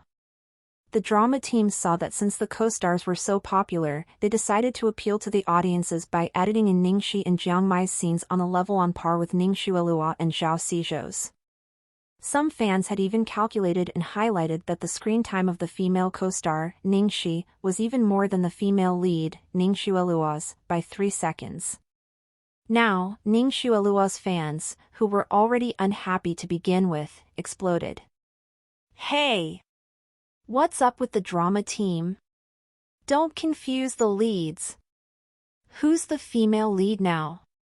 Why does a mere supporting character have even more screen time than our Xuelua? We just want to see Xuelua, not some evil witch. Exactly, she's so ugly. What the hell? Stop corrupting our eyes further. The male and female supporting actors are stealing all the limelight. The drama team's bias is so obvious now. How embarrassing!" At that moment, Jiang Mai's fans demonstrated their strength. Since some of Ning Xuelua's fans were upset enough to bring Jiang Mai's name into the mess, his fans could not stand it anymore. "Are you guys blind? Ningxi is at least 10 times prettier than Ning Xuelua. Cut the crap about shady arrangements. Don't frame innocent people. Mai is the most popular here, it's only natural to have more of his screen time. The crew isn't stupid. This is the second preview. The first preview featured the main protagonists and the second featured the secondary protagonists. What's wrong with that? It seems to me that some fans are just overreacting. Basically, both Ning Xuelua's and Zhao Xizhou's fans angered Jiang Mai's die-hard supporters, adding fuel to the exchange. Jiang Mai's fans had exceptional keyboard warrior abilities and they spared no mercy. Ning Xi was having goosebumps from watching the arguments. She was glad that she was on Jiang Mai's side this time. She thought to herself, I should treat him better next time. After all, there's an impeccable army of Iron Maidens right behind him. They're so loyal and ferocious. Some people had just briefly mentioned Jiang Mai's name while ridiculing her, but his fans were already counterattacking them. Ning Xi continued looking at the news while she made a call to Jiang Mai. After a long time of ringing, Jiang Mai picked up the call and started blabbering the moment the line got through, "Don't tell me about your confession. I don't want to hear about it. That's all. Bye-bye, the user you're calling is unavailable." Ning Xi was exasperated. What's wrong with you? Who's talking about my confession? There was a silence, then Jiang Mai cautiously asked, Then, why did you call me? Ning Xi replied while scrolling through the web pages, I'm about to praise you. Praise me? Jiang Mai sat up as straight as a rod now. What's gotten into you? Yeah, I just got home and was looking through the news. Ning Xi replied. Jiang Mai instantly knew what she was up to and he preened cheerfully, How is it? What do you think of the power of my female fans? They're awesome. Exceptional. Actually, I'm quite envious of you. I wonder when will I have such a fan base. I'd be right even when I'm wrong and people will just rain compliments all over me every day. The definition of happiness. Ning Xi gushed, full of admiration. You still have a long way to go. Jiang Mai spoke with a tone of seniority. Then, he suddenly changed the topic. Right, so what happened to your confession? Ning Xi was stunned. Didn't you just say you don't want to know anything about it? Even women don't change their minds as quickly as you do. Forget about that. Ning Xiaoxi, are you telling me or not? Have you confessed? What's going on now? Jiang Mai asked quickly. Ning Xi took her own sweet time to reply. What's going on now is, Dear Jiang Xiaoyi, please don't be rude and call my name directly. Next time, address me as Aunt. It was Jiang Mai's turn to be speechless. Ex-girlfriend turned aunt.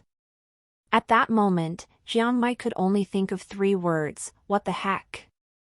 Jiang Mai took a deep breath, then he roared at the phone, Screw this. You're giving me no choice, Ning Xiaoxi. I'm going to tell Ling Zhizhi all about you. I'll tell her that you're getting into a relationship without her knowing. Ning Xi was furious. Damn it! Can you be any more shameless? Do you really consider yourself a bro of mine? What bro? Aren't you my aunt now? If you dare to tell her, I'll break your leg. Hey, hey. Beep, beep, the phone call had ended. Damn it! He wouldn't really tell on me, would he? Was he really a man? Was he really going to do something so childish? Impulsiveness was really a terrible trait. She had totally forgotten about Ling Zhizhi. She remembered how she had promised her that she would just focus on her career and would never get into a relationship, but now she was completely breaking her promise. Beauty! It was all Beauty's fault. As Ning Xi was about to dial Jiang Mai's number again, her screen lit up and it was Ling Zhizhi. Crap! Did Blondie really tell her? Her phone kept on ringing and Ning Xi was anxious, but she still picked it up and answered shakily, Hey, sis Zhizhi. Ning Xi, I have something to ask you. Answer me honestly, Ling Zhizhi said in an exceptionally stern tone. Ningxi thought that it was all going to be over. What is it, sis Zhizhi? Ningxi acted innocently. What's your relationship with Hu Hongda? Our relationship, wait. Ningxi was confused. Sis Zhizhi, who? Hu Hongda. Who's Hu Hongda? Ningxi wondered. Was it not Lu Tingxiao? Ling Zhizhi let out a sigh of relief. It's good that you don't know him. What happened? She thought that Jiang Mai had spilled the beans on her. Hu Hongda is the CEO of Hongda Estate. There are rumors circulating online recently, saying that he's been keeping you as his mistress. I've asked our PR department to delete all the related posts. Due to the popularity of the world, you've been getting a lot of attention recently. Although it's been suppressed at the moment, people might bring it up again in the near future. The PR department asked me to confirm with you what your relationship is with him, but you were on holiday these past few days and I was unable to contact you, Ling Zhizhi explained.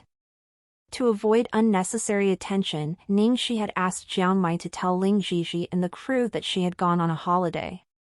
Ling Zhizhi was unable to contact her and coincidentally, the news came up at such a critical time, it was no wonder that she was so anxious. Discover NW Chapter SNN0EL by .com. Even if Ling Zhizhi trusted her, what about the PR department?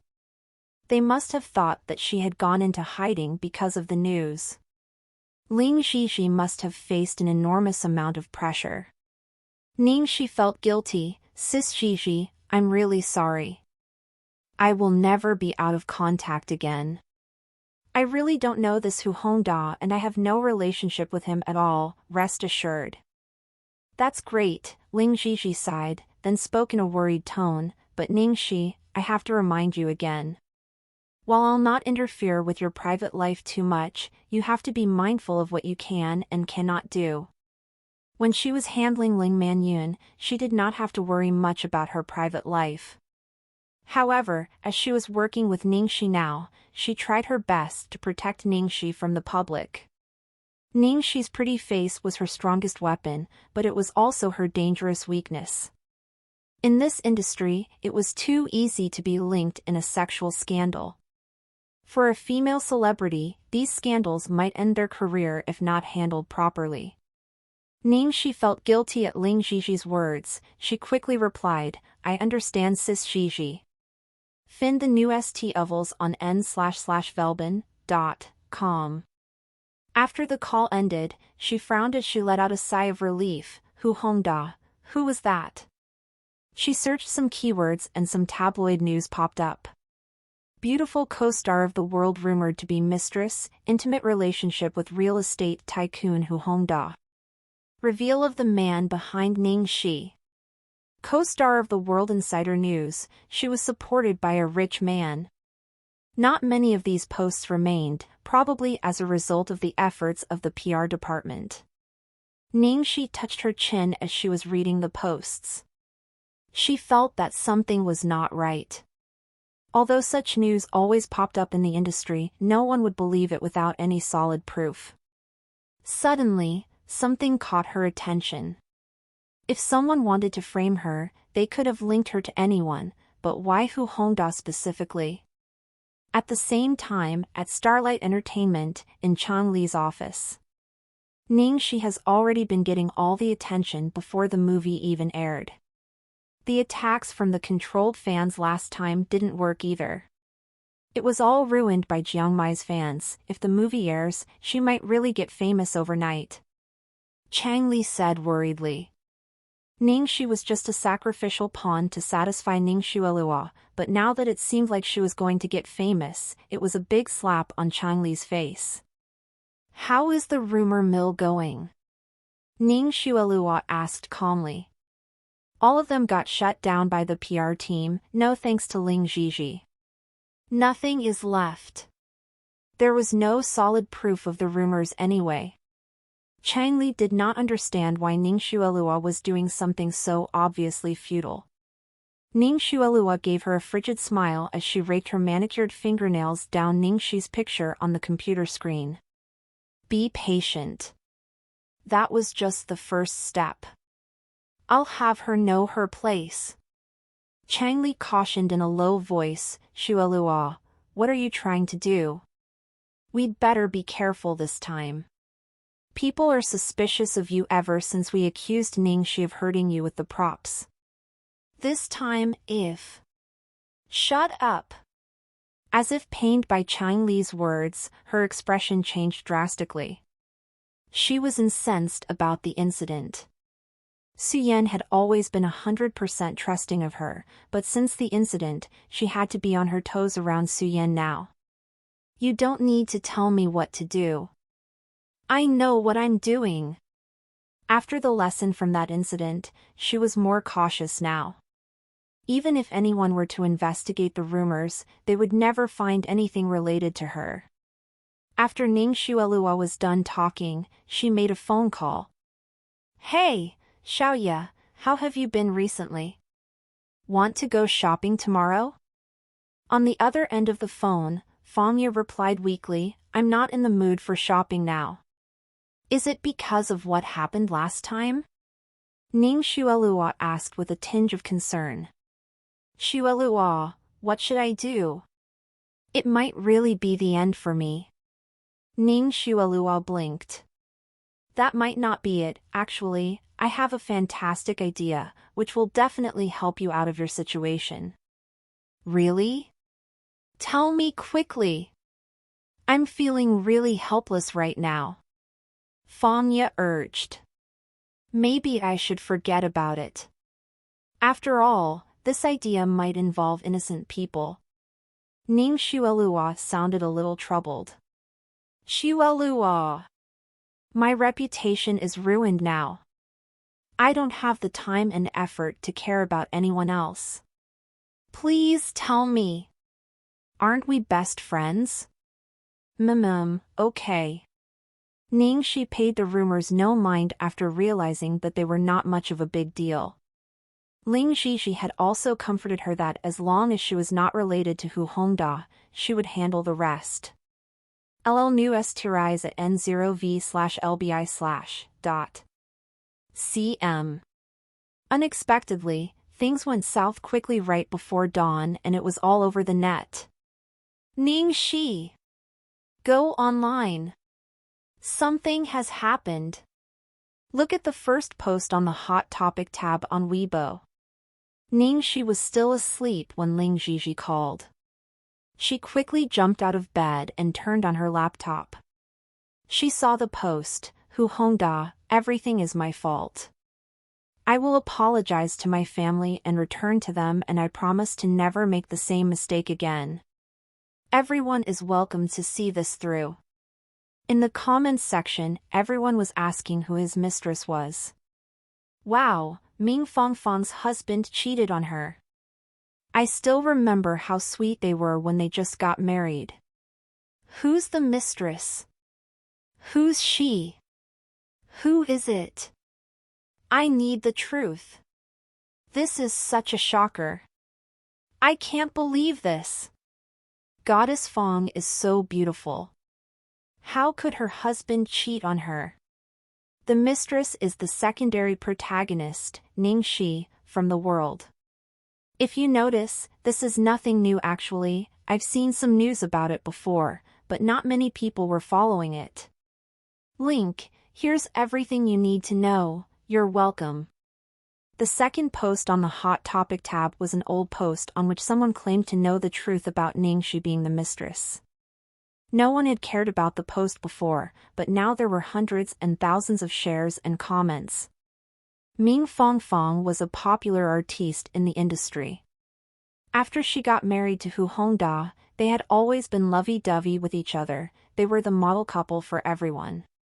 After the news got out, Ming Fangfang's fans went crazy. Very quickly, Ning Xuelua's fans took the chance and went along to trample on Ning Shi as well. Ha ha ha ha ha, great news. I told you so that there's an internal source. No one believed me. Chiang Mai's fans don't mean ill. Most of them are still too young to make rational judgments. Now they'll know that everyone has their dark side. It's just a small artiste trying to get famous with her pretty face. I don't see the difference from a prostitute. Having Xu Elua acting with her is a disgrace. Chiang Mai's fans kept mum this time around. The fan club had a good management team and the leader warned them not to post anything before they found out about the truth. However, some radical younger fans went on to ridicule Ningxi with some harsh words for involving Chiang Mai in this scandal. Hu Hongda's single short sentence pushed Ningxi to the edge. What the hell? How did I get attacked without even doing anything? Why did this dude suddenly come up with such a Weibo status? This is clearly a setup to ruin me. Ningxi was very irritated by the unfolding of everything. I am already trying my best to contact Hu Hongda's end, hoping that he can come out to clarify. However, it's already too late and he must have already gone to bed, so we temporarily can't contact him. If it's just a misunderstanding, he just has to clear the air, but the way I see it, this has been too coincidental. Previously, you were rumored to be involved in some scandal with him, and now he has posted such a misleading status. I'm just afraid. Ling Zhizhi trailed off in thought. Is someone intentionally messing with me? Ningxi frowned. That's not right either. Hu Hongda is a big CEO. Who would have the capability to control him and intentionally slander me?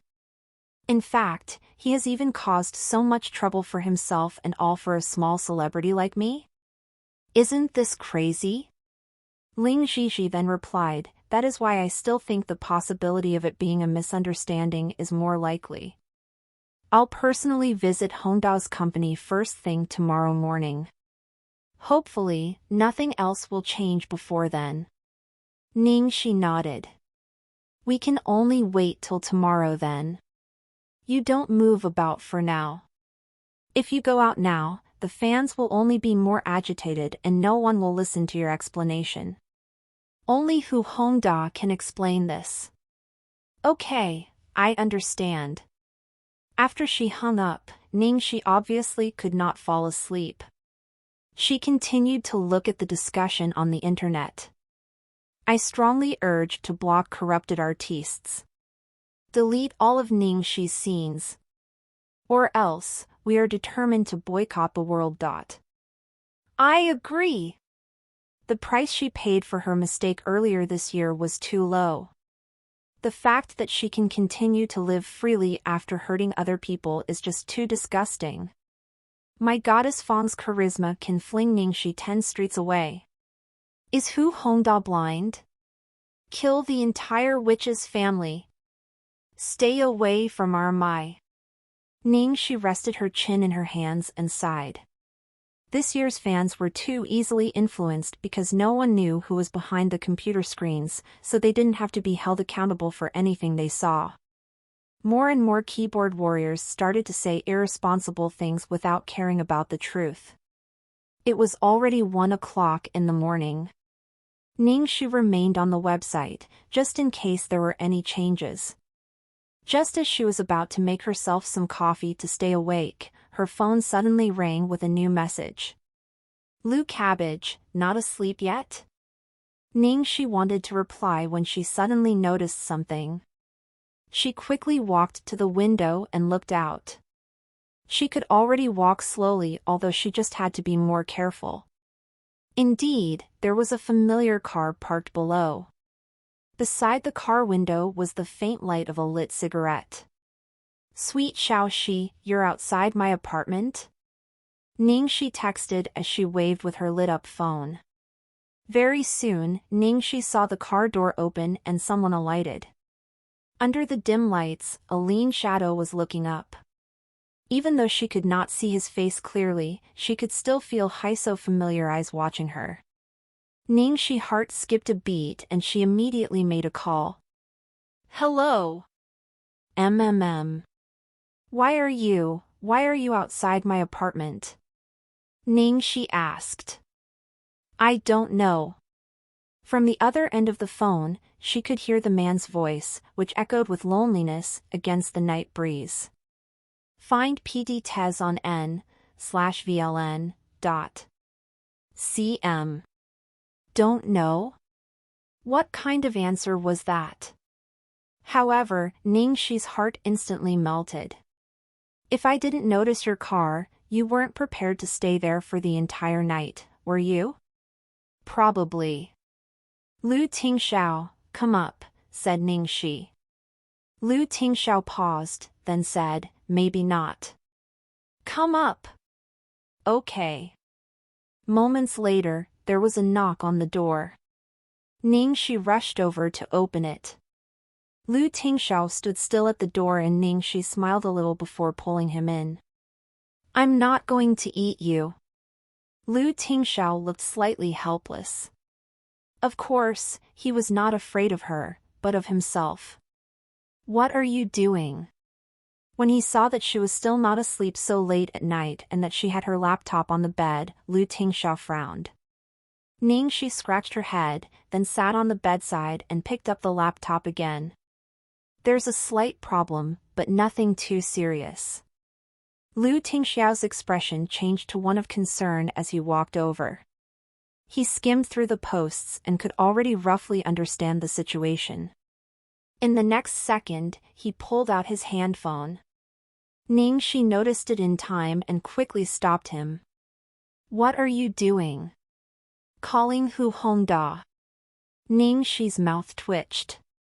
You don't have to use your butcher's knife to kill a chicken. No, wait, you're using a dragon slayer blade. Sis Xixi is already prepared to go over Hongda's company first thing tomorrow morning.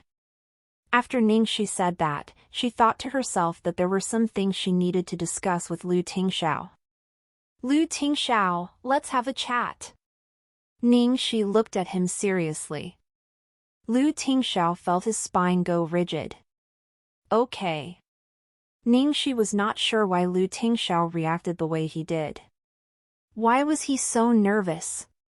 He looked like she was about to ditch him after using him. Ningxi chose her words carefully before she said, hey, you know that Sis Xixi has already set 3 big rules for me right from the start. I'm not allowed to start dating now, but in the end, I actually defied her. Ningxi released a long sigh and touched Lu Tingxiao's handsome face. My beauty, for you, I am giving it my all. Lu Tingxiao held her little hand and started to laugh. So, what are you trying to say? Ningxi blurted out what she found difficult to say, so, this thing between the both of us has to be a secret. That's it? Find PT Tez on n/VLN.cm. That's it. What did you think I was about to say? Ningxi knew that this was not too fair to Lu Tingxiao, so she coaxed, I know this will not be very nice to you, but my occupation is at stake. I really have no choice. Don't worry, I'll cooperate and I won't interfere with your work. Ningxi's eyes shone with gratitude. Oh, boss, that's really sweet of you. Before she could finish, Lu Tingxiao added on, but I have a request too. Just say it. I'll try as long as I can do it. Ningxi said quickly. If you have something you can't resolve, even if you disagree with my solution, I will still interfere. I am your boss, but I am also your man. I won't sit back and watch my woman be bullied. Lu Tingxiao's gaze sharpened even more. Maybe you have your special ways of resolving problems, but from now onwards, I won't allow you to use such methods anymore. There are certain rules in this world, understand? Ningxi got it. Lu Tingxiao was probably referring to the last time she had used a gun to force the props master to confess. She had been too impulsive the last time. If Lu Tingxiao had not cleaned up the mess she had made and if word of her using a gun to threaten the props master had gone public, the consequences would be unimaginable. When she had returned to China back then, she had sworn that she would move away from her past. She had only used that gun once ever since. Actually, when a person lived too long in a world that resorted to violence to resolve problems, adapting to the normal world would be a challenge.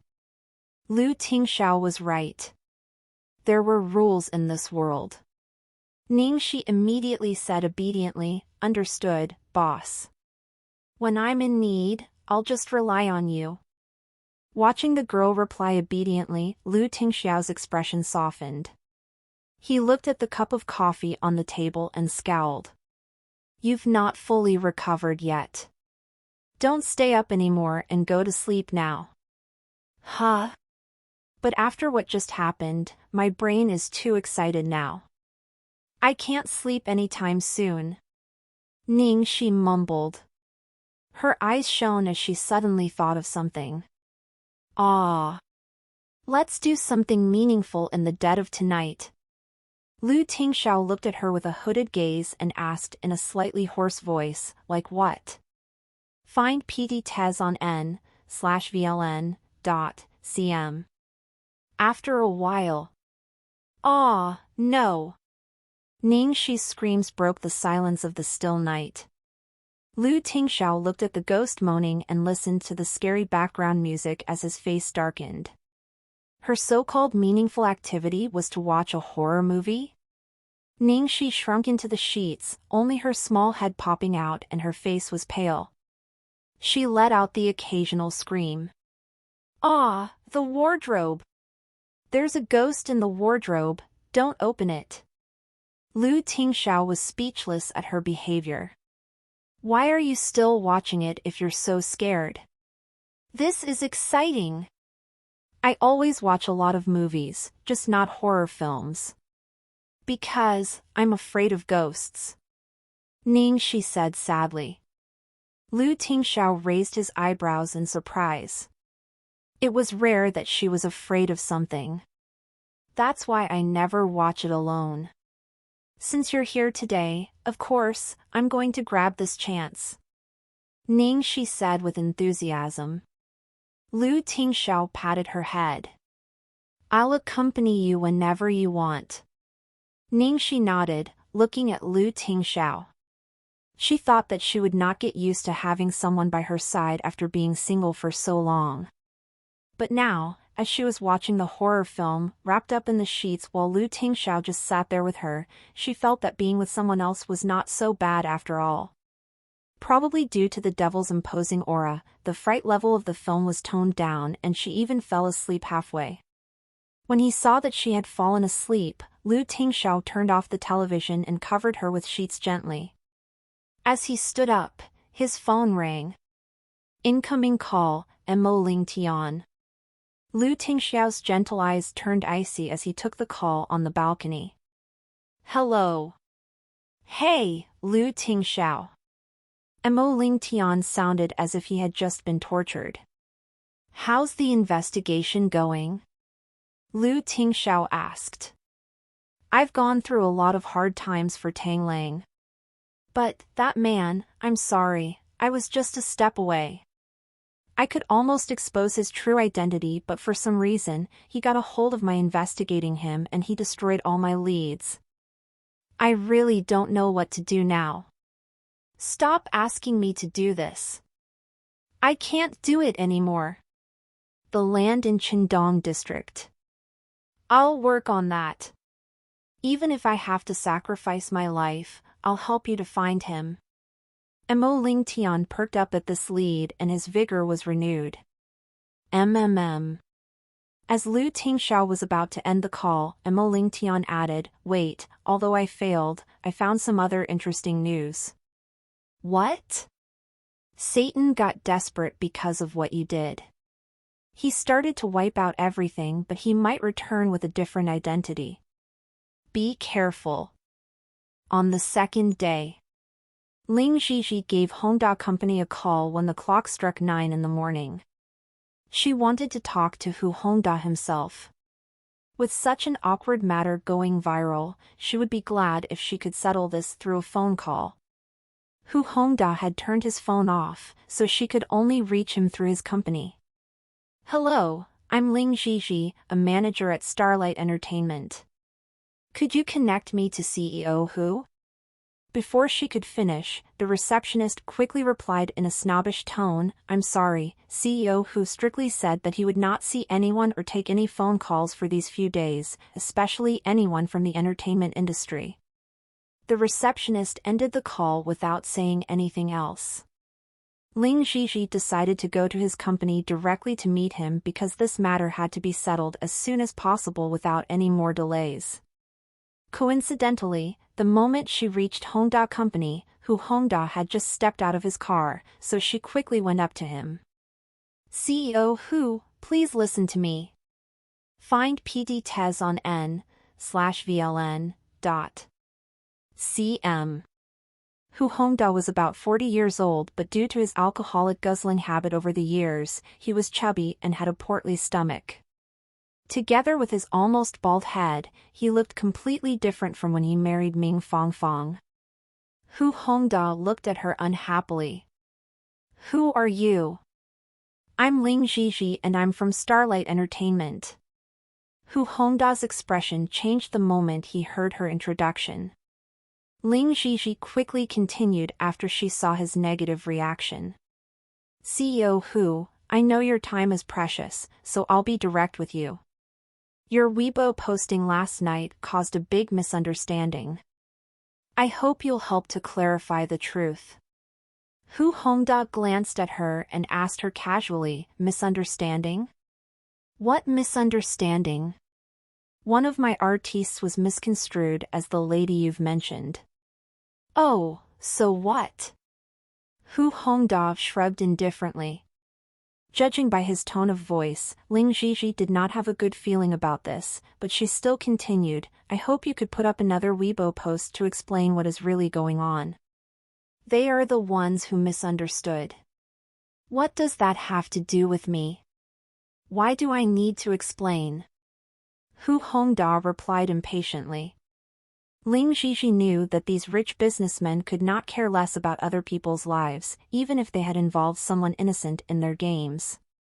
She could only be patient and lower her pride.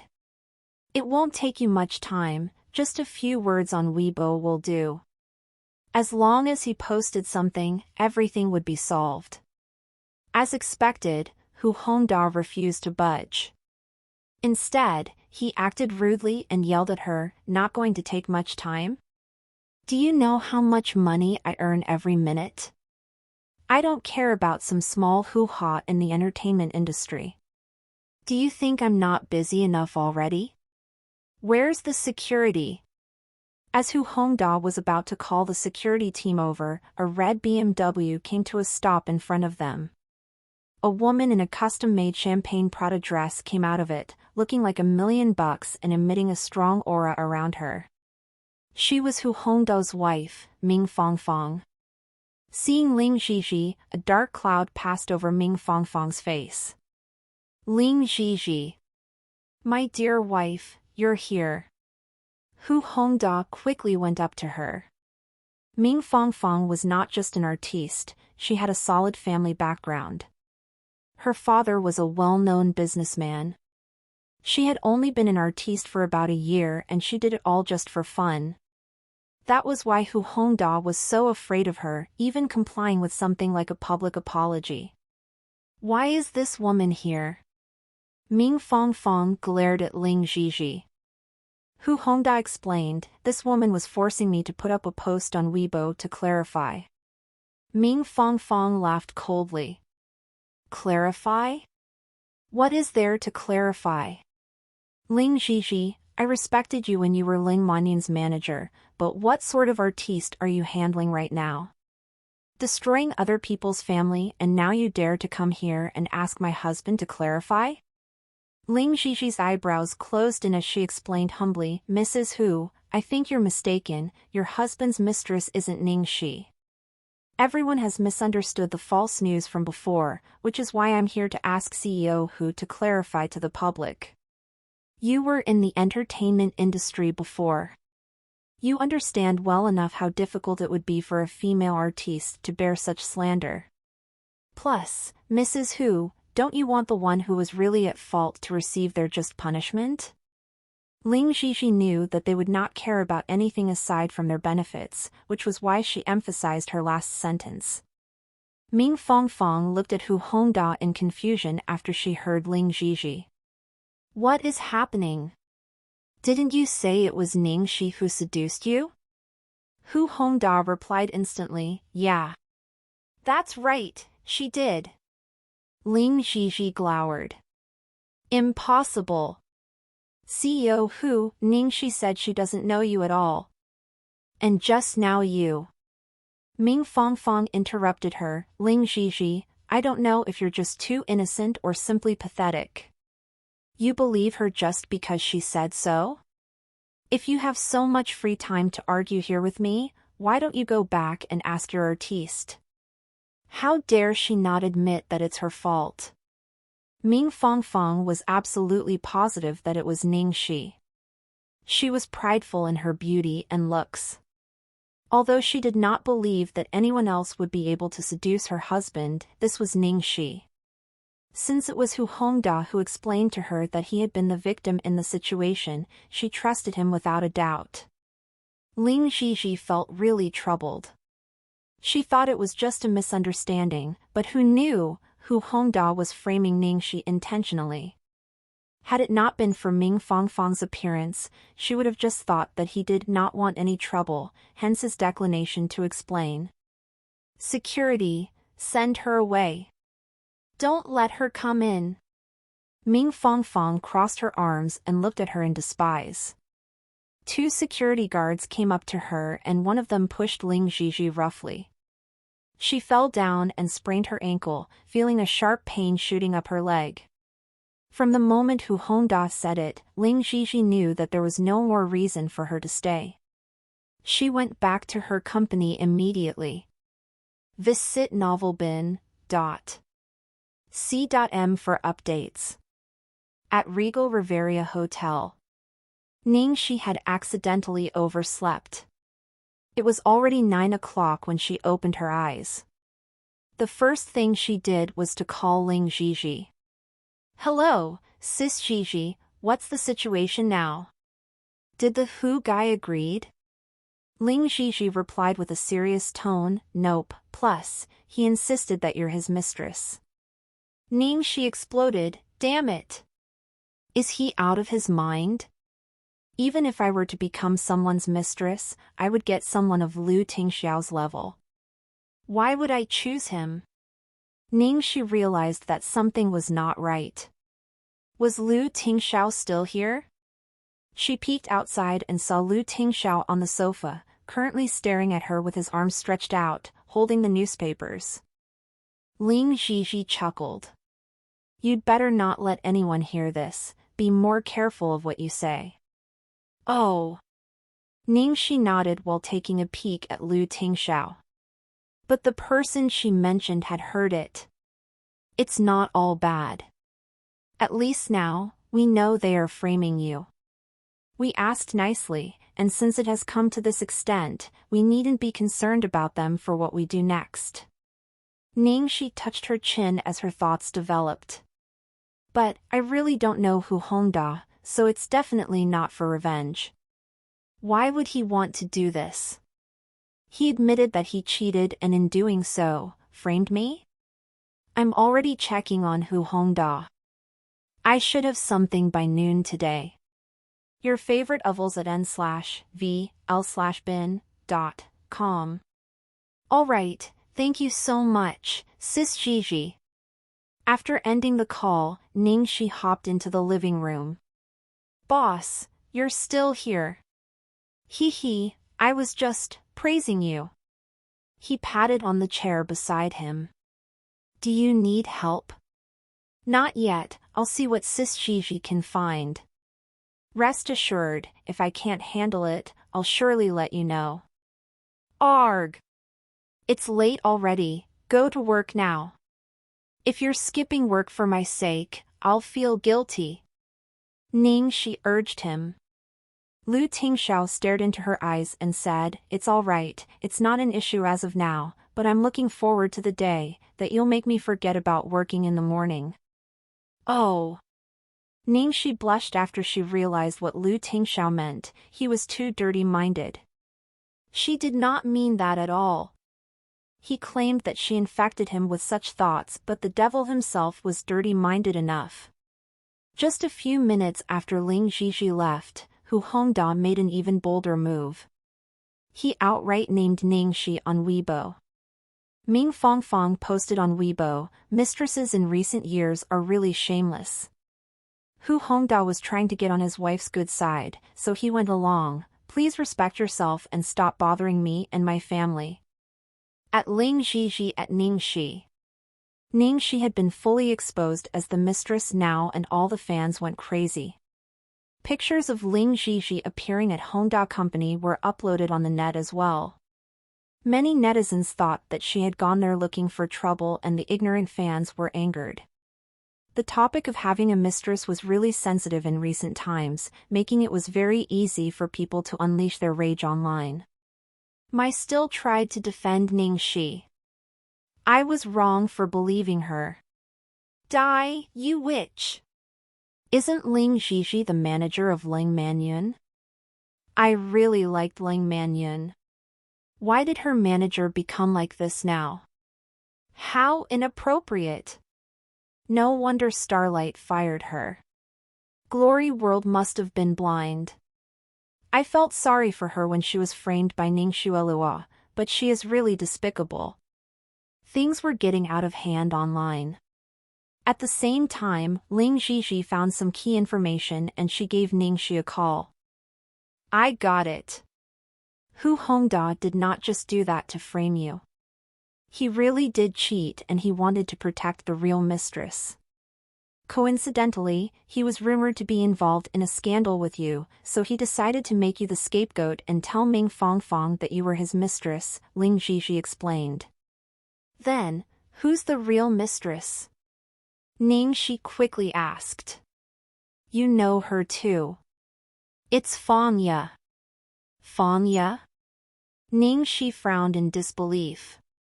"Not only do I know her, we have many grudges against each other too. If it had been someone else, she would just accept her bad luck. However, if it was Fang Ye, she had little doubt that this whole issue could be something Ning Xuelua had decided to cook up. In fact, Fang Ye is pregnant," Ling Zhizhi said. "My gosh! Is this true? No wonder that asshole Hu Hongda is so protective of her." Still on the phone, Ningxi scoured online for news of Hu Hongda and Ming Fangfang in the recent period of time. She saw tabloid reports on how Ming Fangfang did not get pregnant since they got married 7 years ago. It seemed like she might have an infertility issue. If this was true, it was no wonder that Hu Hongda would be so worried about Fang Ye. Or else, a man like him would not even care about someone else's life or death. Even if it was a woman he had slept with, he would have just kicked them out after being found out, and he would not have done so much to help her escape. Based on Ming Fangfang's fierce personality and solid family background, if Fang Ye was found out, he knew that his child would definitely not survive. Hu Hongda is careful, but thankfully, we still found out about this in the end. Wait till I finish writing the statement to be released, then I'll tell you what to say. Okay. At the same time, in the private room of a certain Western restaurant, Ning Xuelua and Fang Ye were having a meal together. Ning Xuelua scrolled through all the horrible curses towards Ningxi online on her phone. Even that previous incident about her falsely blaming Ningxi was brought up and the netizens were citing her. She had never felt this smug. However, she naturally did not reveal how satisfied she felt. Instead, she looked guilty and unassured. "What we did, was it too much?" Opposite her, Fang Ye, who was initially a nervous wreck, had relaxed too, now that the danger was resolved. She was enjoying her perfectly cooked steak. When she heard what Ning Xuelua said, she looked up nonchalantly and said, "No way. That woman is a witch." Even if she didn't hook up with Hu Hongda, she's definitely hooked up with other people. I'm weeding out the witches for the people here. She deserves this. Besides, this woman keeps troubling you over and over again. At last, I managed to help you take revenge. Xuelua, don't go soft now. To be kind to your enemy is to be cruel to yourself. Fang Yu was afraid that Ning Xuelua would change her mind midway. Ning Xuelua sighed, since it's already turned out like this, I naturally wouldn't soften, or else I'd be bringing harm to you instead. Fang Yu sighed a breath of relief as she touched her belly happily. I'm not the same as other mistresses. What Hongda and I share is true love. Now, we even have this as proof of our love. I must give birth to this child. He already promised me that if I give birth to a son for him, he will divorce his wife. Ning Xuelua laughed in her heart. Fool, you actually believe such lies? All new chapters nnv.com. She was sure that Hu Hongda was only planning to have her give birth to the child, then run home and let Ming Fangfang raise it. Since the baby would have been already born, Ming Fangfang and her family would have to compromise. He would then ditch Fang Ye and not allow her to contact the child. Then, he would keep the child and not lose Ming Fangfang's family background support at the same time. Everything would be perfect for him. When she heard Fang Ye's words, Ning Xuelua intentionally looked worried and sighed dramatically. Obviously, I hope you'll be all right too, but... Fang Ye did not understand. Xuelua, why are you sighing? Isn't everything going smoothly now? Ning Xuelua paused before she reminded her friend, Xiaoya, I'm afraid you won't be able to relax completely. After all, Ling Zhizhi is not easy to go up against. She is definitely thinking about how to get Ning Shi out of this situation now. What about it? As long as Hongda doesn't reveal anything.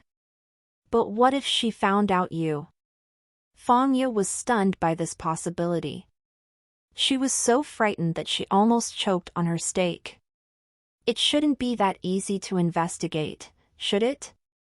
Ning Xuelua shook her head. Ling Zhizhi has been in this circle for quite a number of years after all, and poking her nose in such things is her forte, so, I daren't guarantee anything. Fang Ye immediately panicked. Then, what do we do? Xuelua, help me think of something. Well... Ning Xuelua pretended to look troubled. Fang Ye was even more anxious now. Xuelua, please. You must help me. There are now 2 lives here. After the baby is born, it will want to call you godmother. Quick, save us both. Ning Xuelua seemed to soften, then she said helplessly, even if Ling Zhizhi is good, she's just a small manager.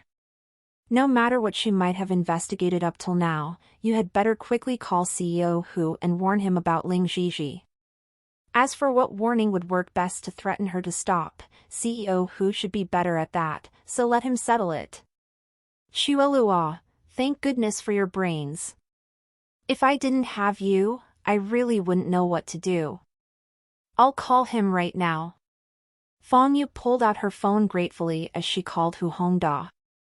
Ning Xuelua sipped her coffee and smiled sinisterly. At Glory World Entertainment. Ling Zhizhi wrote a press statement at her top speed, then double-checked it before preparing to release it. Yet, just as her finger was about to press the send button, her phone suddenly rang.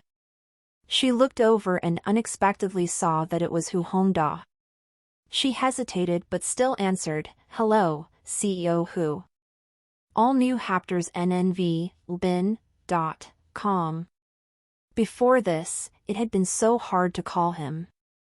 Who'd have known that he would make the initiative now? I wonder what it was. Ling Zhizhi had a bad feeling. Indeed, Hu Hongda's tone from the other end of the phone was unfriendly. Miss Ling, You already found out, didn't you? Was he trying to test her? Ling Zhizhi was on high alert. I wonder what you might be referring to. Hu Hongdao laughed coldly.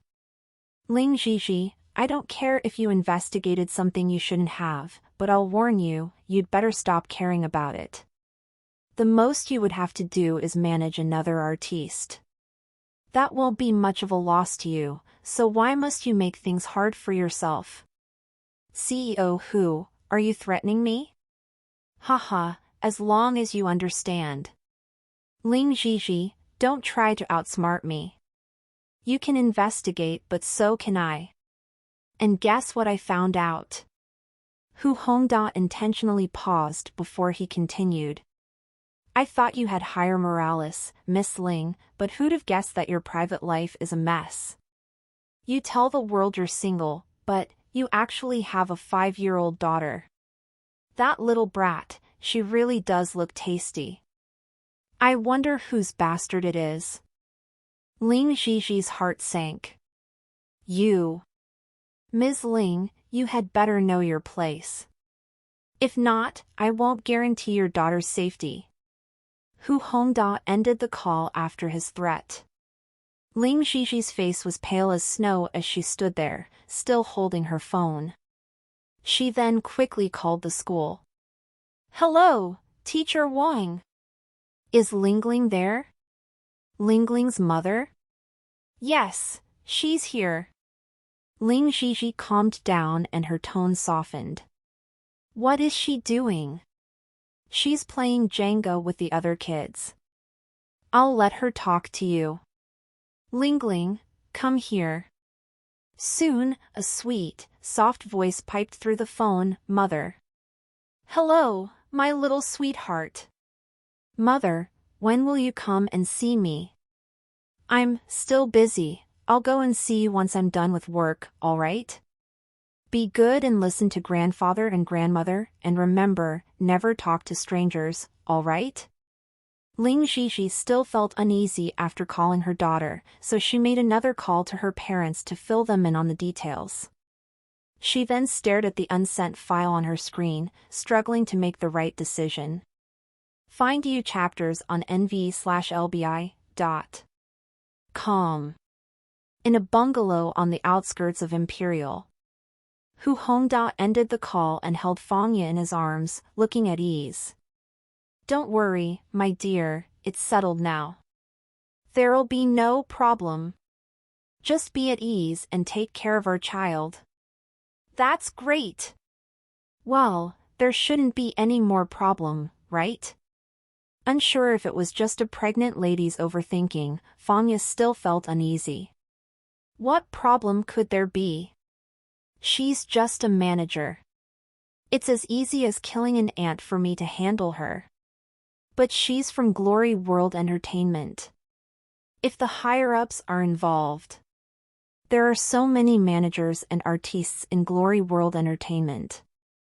Would they really care about some small matter? Even if they knew about this, do you think they would want to offend me just for a mere manager? I'm not afraid even if the owner of Glory World Entertainment, Lu Jingli, came for me. Fangya was truly relaxed now and she looked at Hu Hongda admiringly. I knew that my husband is the best. On the other hand, Ningxi kept on waiting for Ling Zhizhi's message, but it did not come after a long while. Could something have happened? Ningxi's eyebrows closed in and she quickly called her. The phone was picked up after some delay. Hello, Sis Zhizhi. Hey, Ningxi. Sis Zhizhi, are you okay? You don't sound all right. Did something happen? There are some changes. We have to stop the original plan. Ling Zhizhi sounded like she was in pain to tell her about the changes. Ningxi instinctively knew something had happened. Sis Zhizhi, did they threaten you? There was no reply. Ningxi knew that she was right. She had been worried from before, but she just did not expect for it to really happen. I'm sorry, Ningxi. Don't be silly, Sis Gigi. I'm the one who should apologize. You could have given up on me, but you never did. I've always brought trouble to you, Sis Gigi, let me handle this matter. I'll get it settled. Damn it! They dared to bully her friend. She was not going to hold back now. After ending the call with Ling Gigi, she quickly made another call. Hey, boss. A deep cello-like voice answered. I need your help. At Lu Corporation, in the meeting room. Lu Tingxiao suddenly stopped talking and picked up a phone call. Afterwards, their ice-cold boss melted and he even smiled. He then spoke gently, I'm in a meeting right now. You can ask him out. I'll be there soon. Everyone looked at each other in the meeting room in shock. Why did something feel odd? The sense of spring. Lu Jingli was looking dreadful at Lu Tingxiao's side. Should he reconsider being a monk again?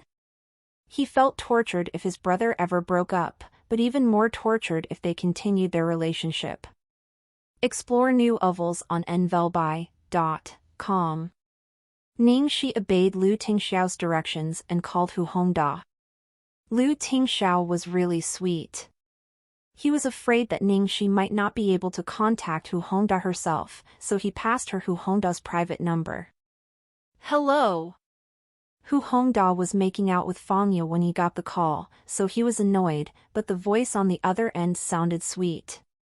He asked politely, Hello, who's this? Greetings, CEO Hu. I'm Ningxi. Ningxi? Which Ning? Ah. Ningxi. Ah. Hu Hongda exclaimed, glad that he did not end the call earlier. Ningxi was really a beauty. Even prettier than his own wife. He was actually quite willing to carry the scandal out when Fang Ye had asked him to frame Ningxi as his mistress. He was still a man, after all, and he felt proud to have a sex scandal with such beautiful women, it was all he ever boasted about. After knowing about this scandal, many of his friends called him up and joked, teasing him about how he was so lucky to be with such a fine woman. Unfortunately, the society today encouraged this trend. The price of a man cheating was way lesser than a woman's. Most of the blame was taken on by the women. Hu Hongda was not from the entertainment industry, so such a matter would not affect him much. At worst, his company shares would fluctuate for a few days, but as long as he did not divorce Ming Fangfang, things would settle down soon enough. It might even boost his ego and sexual prowess in the future. Fang Ye could never be on par with them, but she came to him on her own accord. Plus, she was good in bed, so he just took her in. When Fang Ye heard it was Ningxi calling, she was on alert mode. Hongda, what does she want? Hu Hongda signaled her to keep quiet, then he continued talking to Ningxi. What now? Are you trying to ask me to clarify like your manager did? We can't talk clearly through the phone. Why don't we meet up? Ningxi suggested. Hu Hongda felt excited by Ningxi's words. This woman, what was she trying to achieve by meeting him now? Could it be that she knew that she was unable to get herself out of this mess, so she might as well just sleep with him? Such a beauty, he would really love to try her out. Sure. Of course, Hu Hongda replied quickly. All right, we'll meet at Provence Restaurant an hour later in room number 18. See you there, Ningxi confirmed the time and venue with him and then ended the call. Fang Ye was anxious after Hu Hongda ended the call. That vixen wanted to meet you. What's she up to? Why did you agree? Well, we're just meeting up. I'll see what she wants, no big deal. Be good, stay at home and wait for me. Hu Hongdan then went into his bedroom and started picking out his outfit. Can you please not go? That vixen is surely up to nothing good. Why should I be afraid of a small little girl? I don't mean that you're afraid of her, but what if she seduces you? She's a slut and has a really bad reputation. Who knows what sort of disease she has? Don't be fooled by her. Do I look like someone who would be easily fooled? All right, just rest well at home and stop worrying. Hu Hongda started to sound a little harsh. He was determined to go. Fang Ye bit her lip hard. She hid in the backyard and gave Ning Xuelua a call. Xuelua. Ning Xuelua was in the middle of a spa session at a beauty salon, so she was annoyed to hear Fang Ye's pitiful voice, but she still asked her patiently, "What happened, Xiaoye?" "Xuelua. That witch is really frustrating me. How could someone be this despicable?" Fang Ye cried agitatedly. "Who do you mean? Ning Shi? What did she do?" Ning Xuelua asked carefully, sitting up. Her plan was close to success now. No failure would be accepted. "She called my Hongda and wanted to meet him. He has already gone out. I couldn't make him stay at all. What is she trying to do meeting up with him now? Should I follow him? What should I do if Hongda really gets seduced by her?" Fang Ye anxiously asked. Ning Xuelua was excited instead of being worried. "No, don't go. Isn't it better for her to do so? How is this good? My man is going to be taken away from me. I'm pregnant now and unable to satisfy him. If he really wanted to. What are you afraid of when you are carrying his child? Aren't you worried that you don't have solid proof to prevent Ningxi from getting back on her feet? Now's the best chance to get it. You don't have to go at all. Just send an anonymous message to Ming Fangfang and let her do the work," advised Ning Xuelua. CHCK for US Tirais on no/v/l/bin. C0M. Fang Ye was excited by the plan. "Oh, right. How could I not think of this? Xuelua, you're a genius.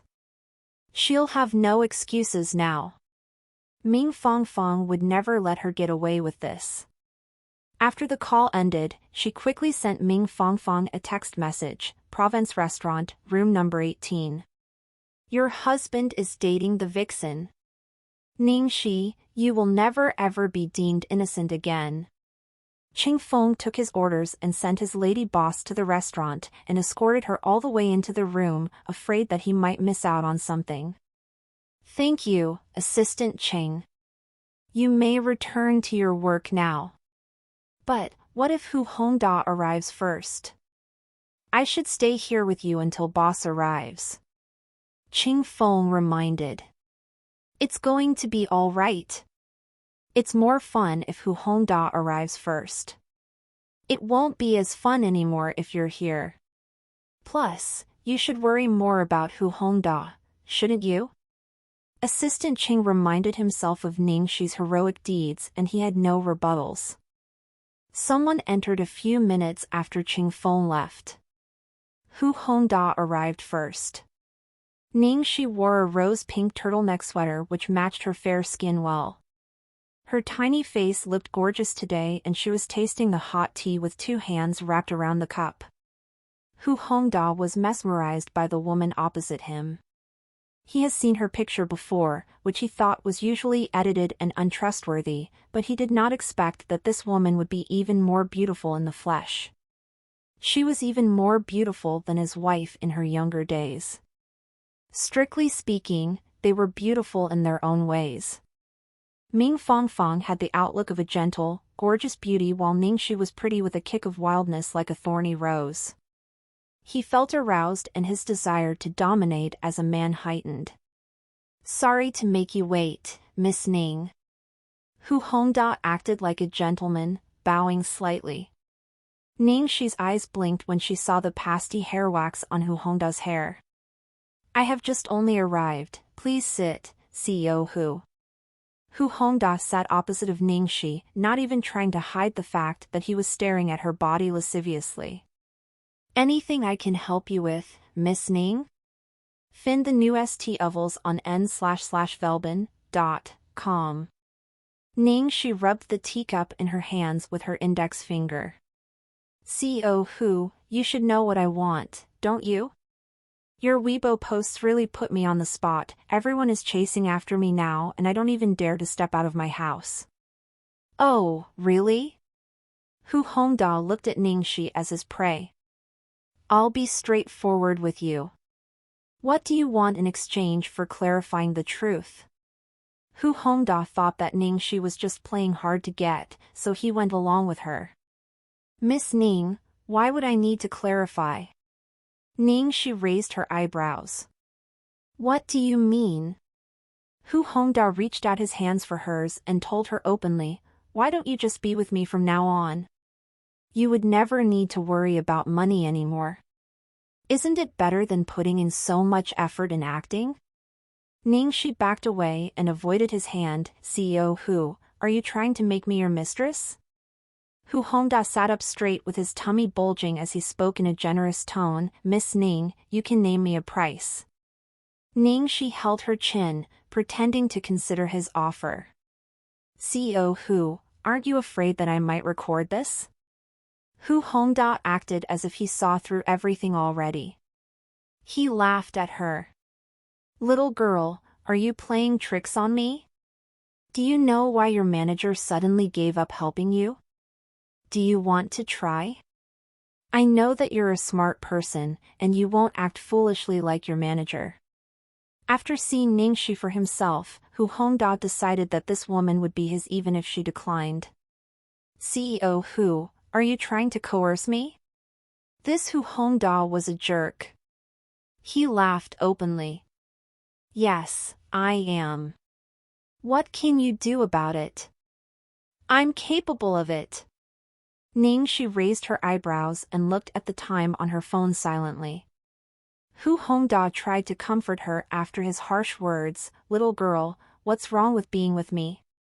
Aren't the girls in your industry all trying to find someone rich in the end?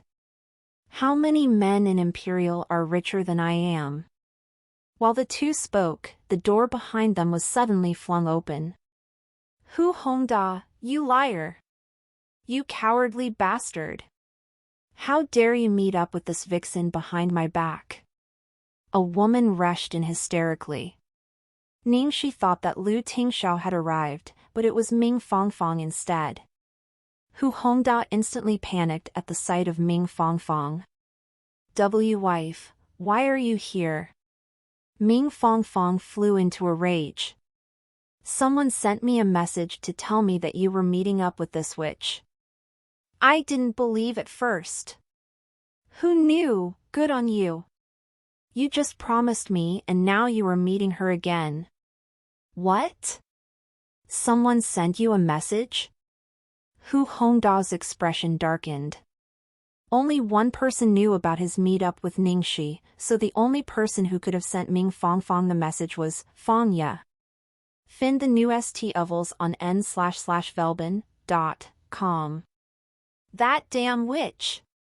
She had said that she would not ruin his family and that she did not want anything.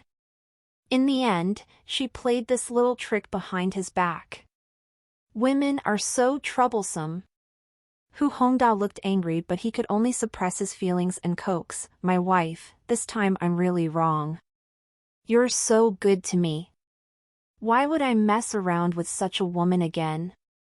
This time, she clung on to me shamelessly and said that if I don't come looking for her, she would look for you instead. How could I let her go harass you? That was how I was forced to come over. That message must have been sent by this woman. Her aim is to pull us apart. My wife, please don't fall into her trap. Opposite him, Ningxi held onto her teacup and was utterly confused as her mouth twitched. What was that saying again? One would much rather believe that there were ghosts in this world than believe men and their mouths. She had finally seen it for herself today. Hu Hongda was capable of lying without even blinking. Yet, people still believed him. When Ming Fangfang heard Hu Hongda's explanation, her expression softened significantly. She instantly redirected her anger towards Ningxi instead. Which? First, you instructed your manager to get involved. Now, you actually dare to mess with me yourself. Are you shameless? Why are you still clinging on to Hongda till now? Is it very thrilling to steal someone else's husband? Ningxi put her teacup down lightly and looked up to say slowly, "Excuse me, I'm really not interested in your man right here." Ming Fangfang's expression immediately changed and even Hu Hongda did not look too happy. Ming Fangfang laughed coldly on the spot. "Ha, what a joke! Such words! Aren't you interested in my husband? Then, who else do you want to hook up with?" Just as she said that, the door opened once again and someone walked in. It was a man clad in a gunmetal gray tuxedo with a jet black coat on him. It seemed like it was snowing outside. The man's hair and shoulder had snowflakes on them. His poker face seemed to be even icier than the snowflakes, making one shudder involuntarily. When he saw who it was, Hu Hongda almost choked on his saliva. CEO, Lu? Hu Hongda thought he had seen a hallucination. The person who just came in was unexpectedly the Lu Group's Lu Tingxiao, who he had been wanting to meet for months unfruitfully. How could this be?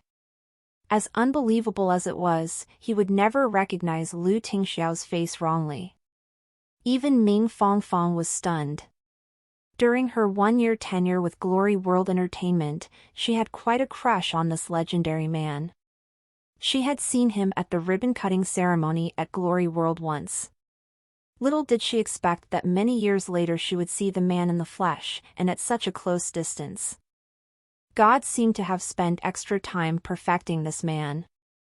Not only did time not leave any marks on his face, it had actually made him even more charming instead. Years only added to his charisma. Ming Fangfang suppressed her emotions and tried to make conversation with him. "CEO Lu, why are you here? This is room 18. Are you in the wrong place?" No matter what the reason was, this was an opportunity not to be missed. Hu Hongda instantly forgot about everything and quickly smiled to greet him. "It really is CEO Lu. Who knew I would meet you here? Before this, I have been wanting to discuss developing that land in the east." Midway through his introduction, Lu Tingxiao seemed to not have seen him and he walked over to the direction behind him instead. Hu Hongda and Ming Fangfang were stunned. "You are..." Lu Tingxiao walked right up to Ningxi. When he saw that she wore a thin red sweater, he frowned. His cool face looked unhappy and his wide palms covered the back of her hand. "Why are you wearing so little?" Ningxi excitedly touched the snowflakes that had not melted on Lu Tingxiao's hair and responded, "Oh, is it snowing outside?" It hadn't yet when I first arrived. EAD new chapter S on no/v/e/ln.com.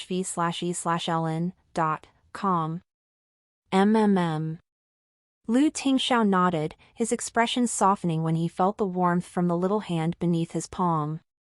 At that moment, Hu Hongda and Ming Fangfang looked at each other, completely dumbfounded. What was going on? Lu Tingxiao, and this D-list female celebrity.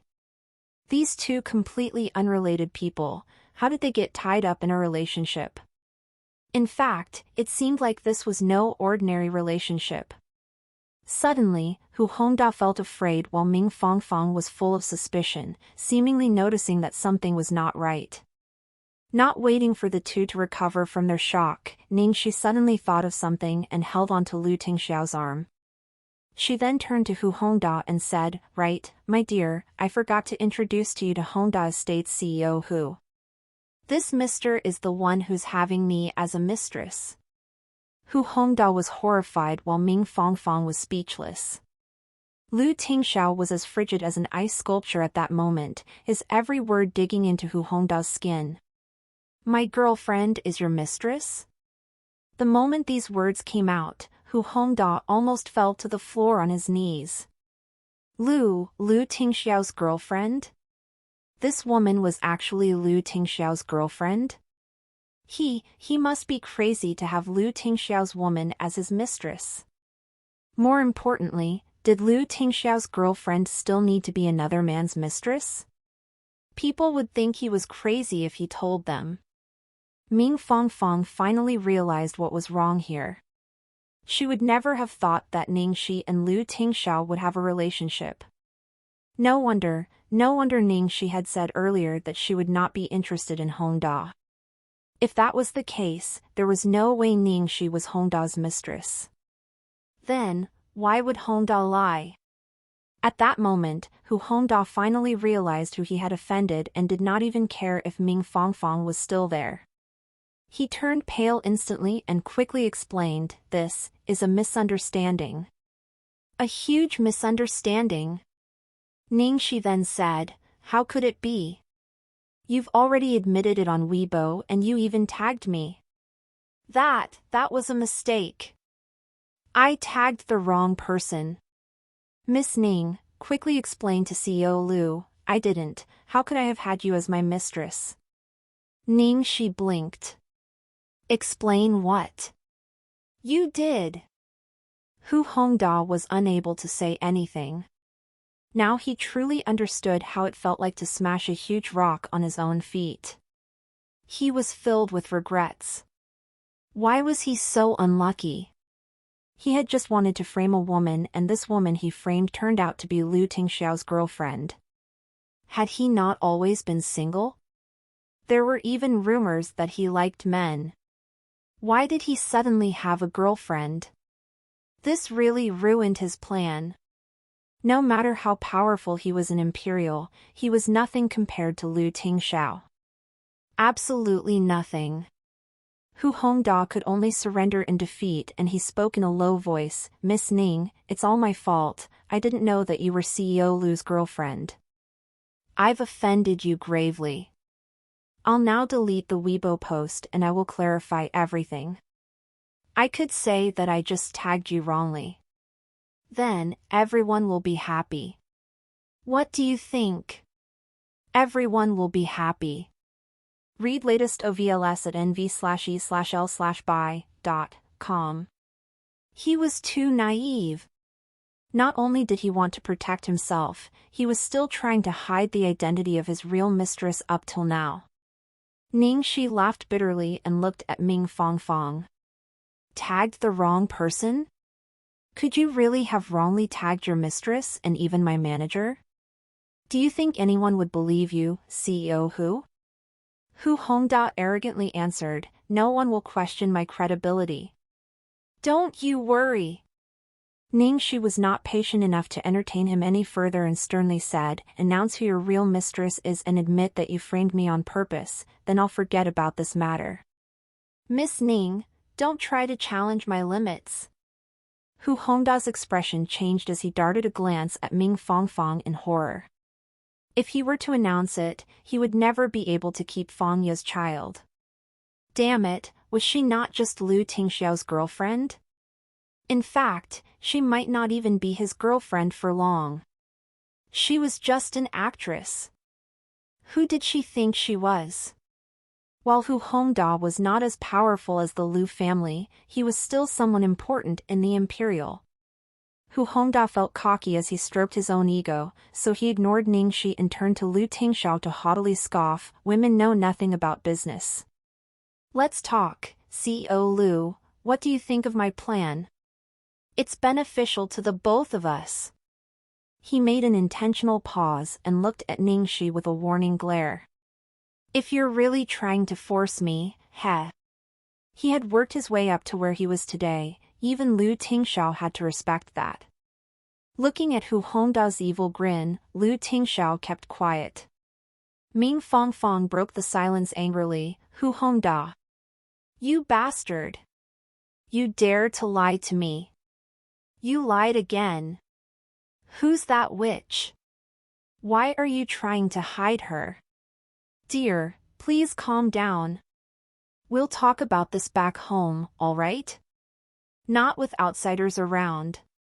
Hu Hongda was actually planning to frame another woman since Ningxi was not a viable option now. He could never reveal Fangya as his mistress. As Hu Hongda was cooking up his plan, his phone rang. It was his company's vice president calling him. He answered impatiently, "What is it? Tell me only after I get back." "What? The company shares are dropping drastically? How is this possible?" Hu Hongda looked at the calm man with an aghast expression as the room turned cold with a looming sense of peril. It was Lu Tingxiao. Damn it! This man! It was rumored that his wealth and connection was enormous and powerful, but Hu Hongda did not expect him to be able to put a company's fate hanging so precariously in a few minutes. Ningxi was a little surprised when she heard Hu Hongda's conversation on the phone as well. When had Lu Tingxiao taken action? Even if he started taking action last night when he knew about the scandal, whatever he did was incredibly fast. He was making Hu Hongda go bankrupt without even saying a word. The devil had given her a valuable lesson in life. Now, she knew what real bullying with power was like. Hu Hongda was listening to his vice president's report over the phone, his jaw hanging slack. Not only were the shares dropping, most clients had retracted their orders as well. In just one night, his company was on the verge of crumbling and he would only be left on the path to bankruptcy if nothing was done. He might still be able to struggle against a regular Joe, but he could not do anything against the real powerful stakeholders. Hu Hongda did not have time to think anymore.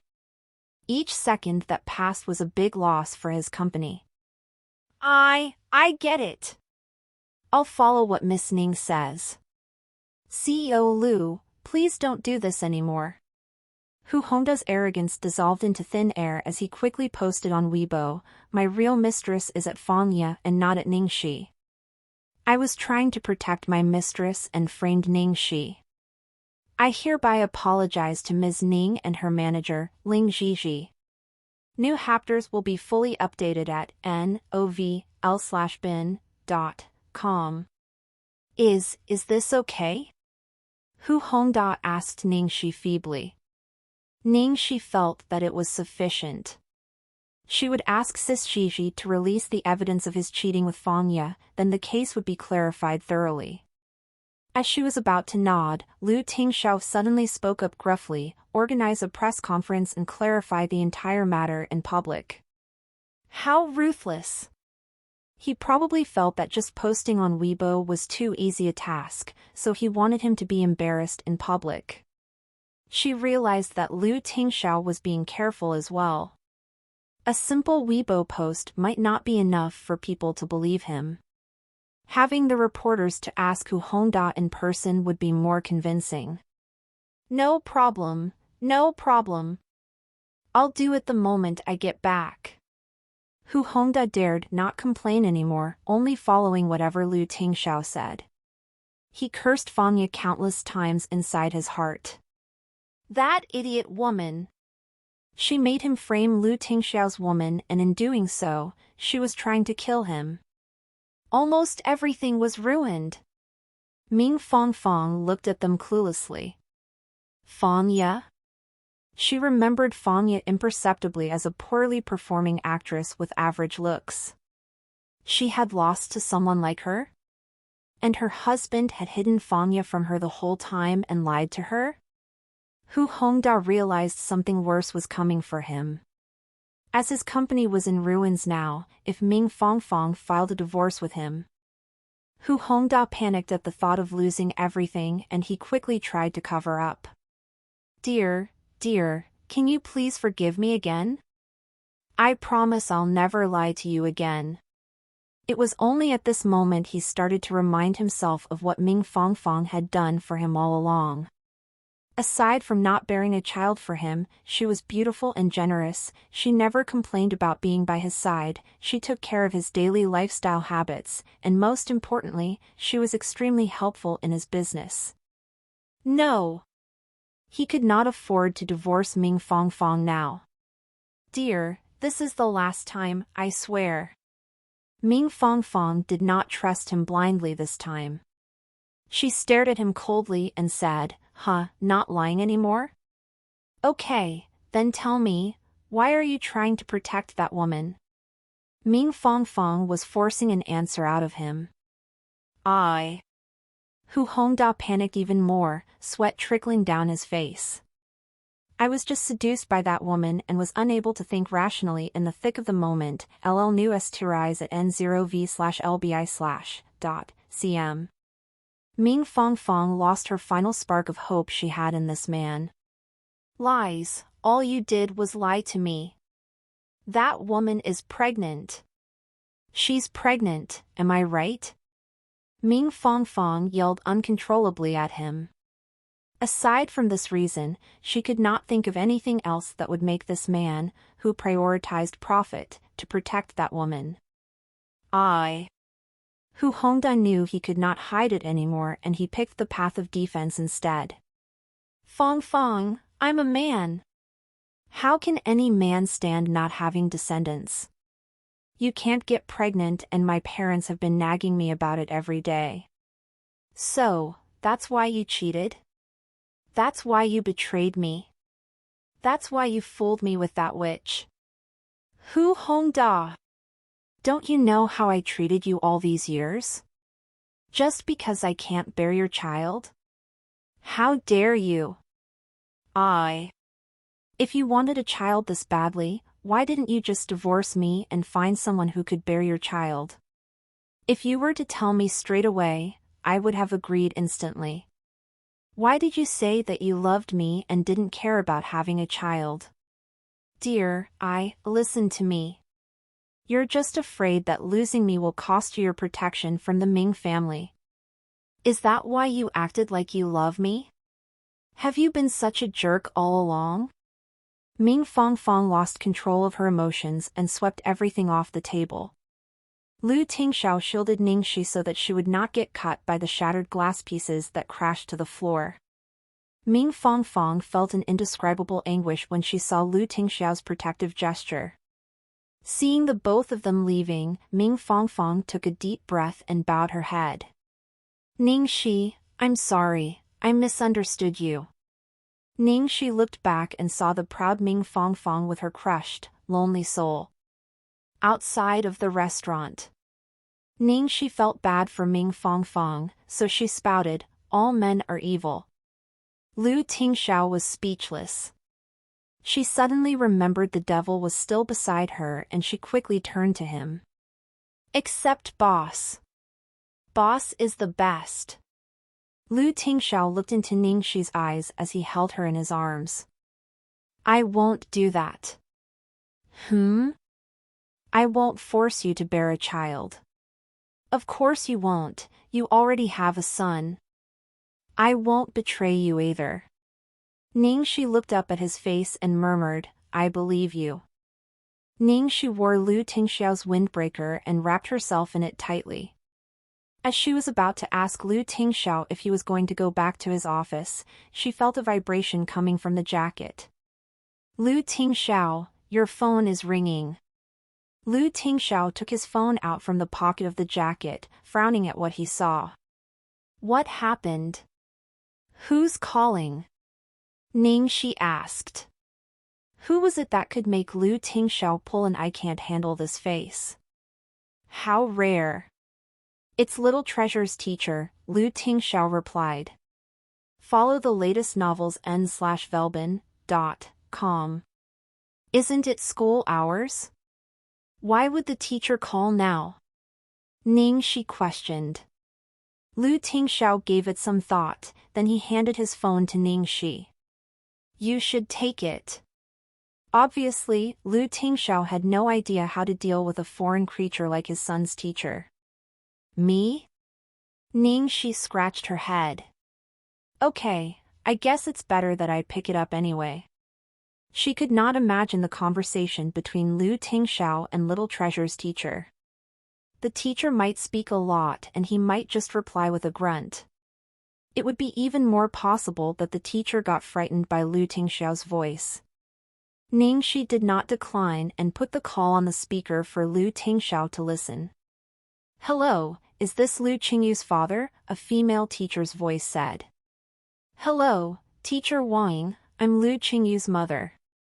To make things easier, Ningxi did not give it much thought and just said it as it was. She did not realize how intensely Lu Tingxiao was feeling at that moment. "Did something happen to my kid in school?" Ningxi asked nervously. "That's not it, Madam Lu, I'm just calling to confirm if you and Mr. Lu really do not have time this afternoon. It'd be great even if just one of you can attend. It'd be so pitiful if both of you can't come." The teacher sounded disapproving.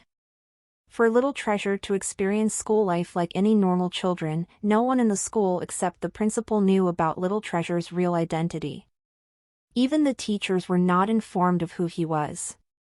The teachers only knew that this kid was from a well-off family and preferred to be quiet.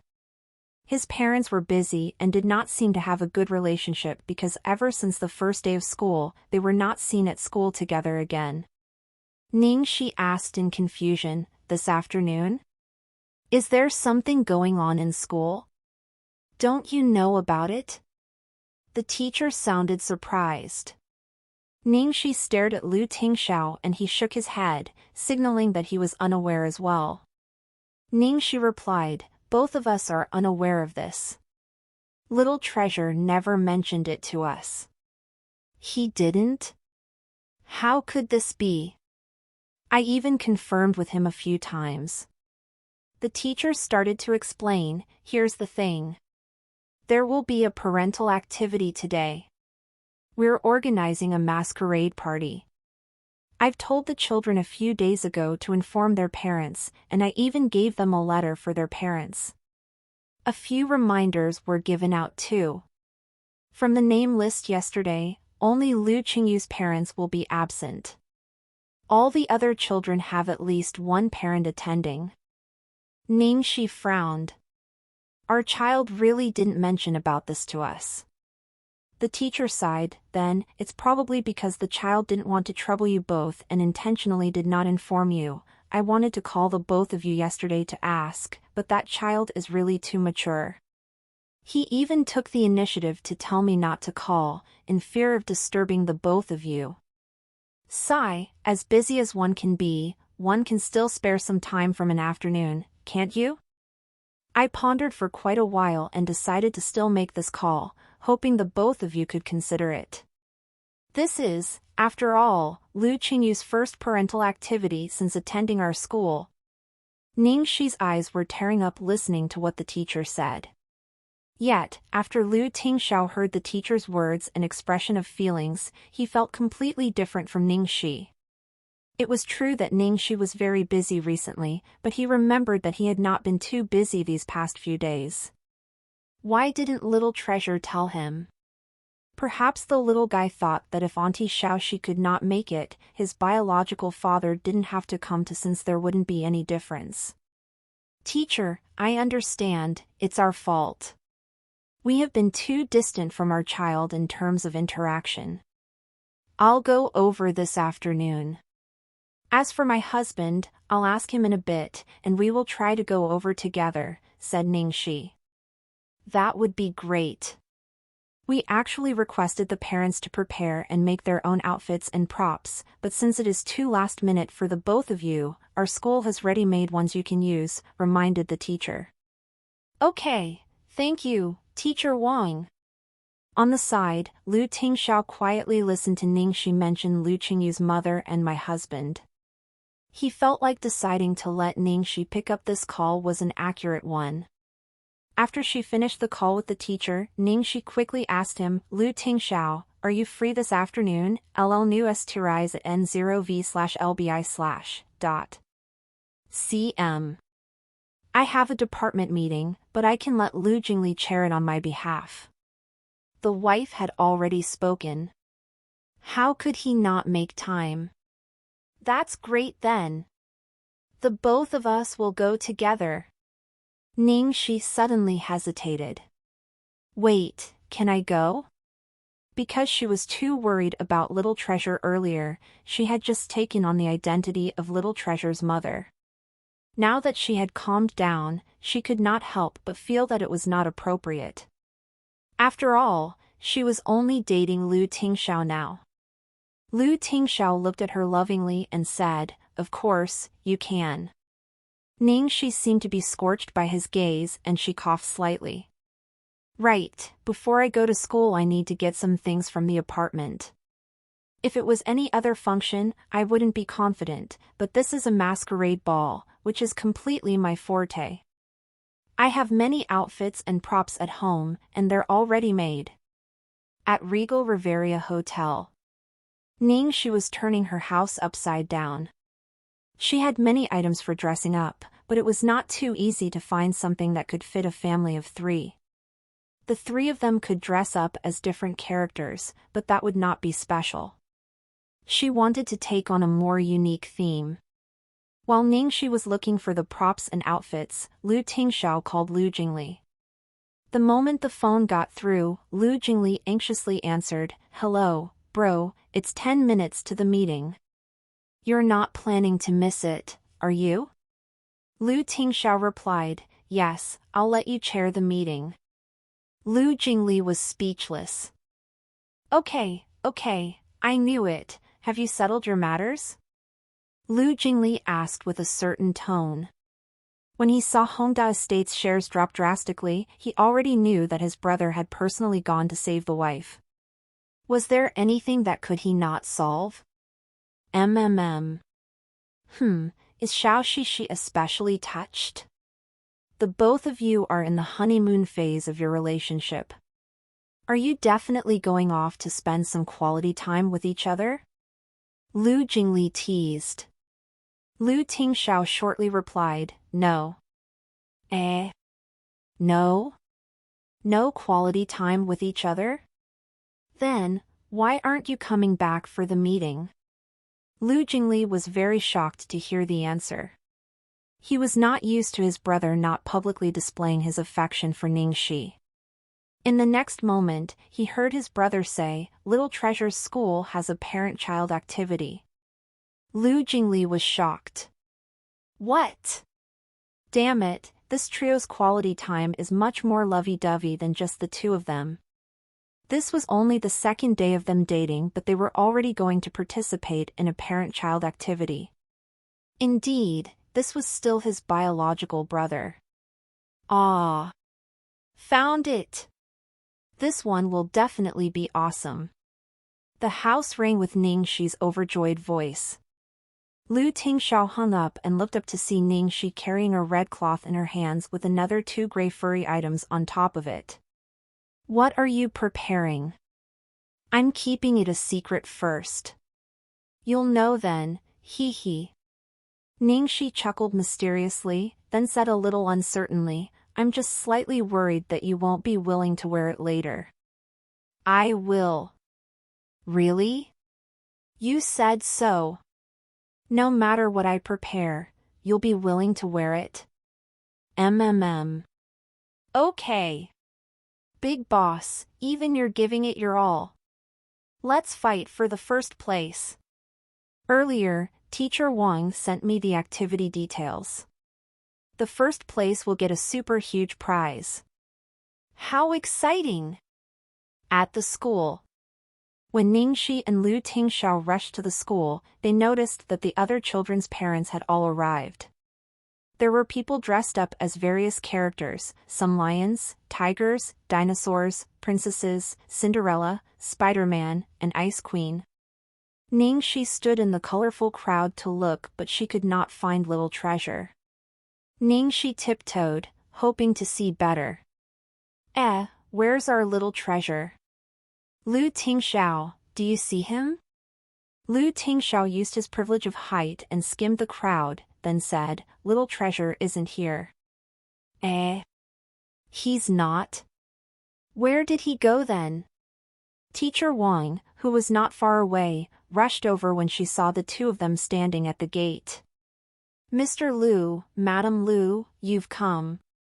Even though he had only seen them once on the child's first day at school, they were just too eye-catching, thus she recognized them right away. Teacher Wang, sorry we're late. Where's Liu Qingyu? Ning Shi asked worriedly. He's reading in the classroom. I haven't told him that you would come. He'll definitely be very happy when he sees you. Teacher Wang smiled broadly. Thank you, Teacher Wang, we'll go over now. When they left the event venue, Ning Shi impatiently hurried faster and faster. Follow the latest novels n/velbin.com. Lu Tingxiao reminded her helplessly, slow down, you still have an injury on your leg. But I can't wait anymore. Of course, she would not listen to his advice. When she thought about baby little treasure sitting alone in the classroom, she wished she could put on a pair of wings and fly over. But she knew the limits of her own leg. If she walked faster, her wound would definitely not be able to handle it. A bright idea hit her. She turned around, opening up her arms towards Lu Tingxiao and said, Boss, carry me. Lu Tingxiao was dumbfounded by the sudden happiness that surged through him. Ning Shi did not care about being shy and urged him, quickly. Little treasure is waiting for us. Lu Tingxiao picked her up gently. It was the right decision. Although Lu Tingxiao was not all that fast, his legs were long, so he walked much faster than her. There were not many people around, which explained her bold behavior. Ning Shi looked around, then she spotted the classroom entrance. They saw a little boy and a teacher standing in front of the entrance, seeming like they were arguing.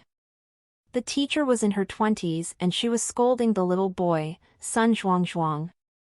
How could you lock the door? Liu Qingyu is still inside. Teacher! Liu Qingyu didn't change into a costume.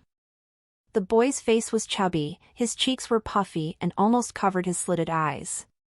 He wore a black bear outfit, probably cosplaying a bear from a recent popular cartoon animation. Visit novelbin.com for updates. I know.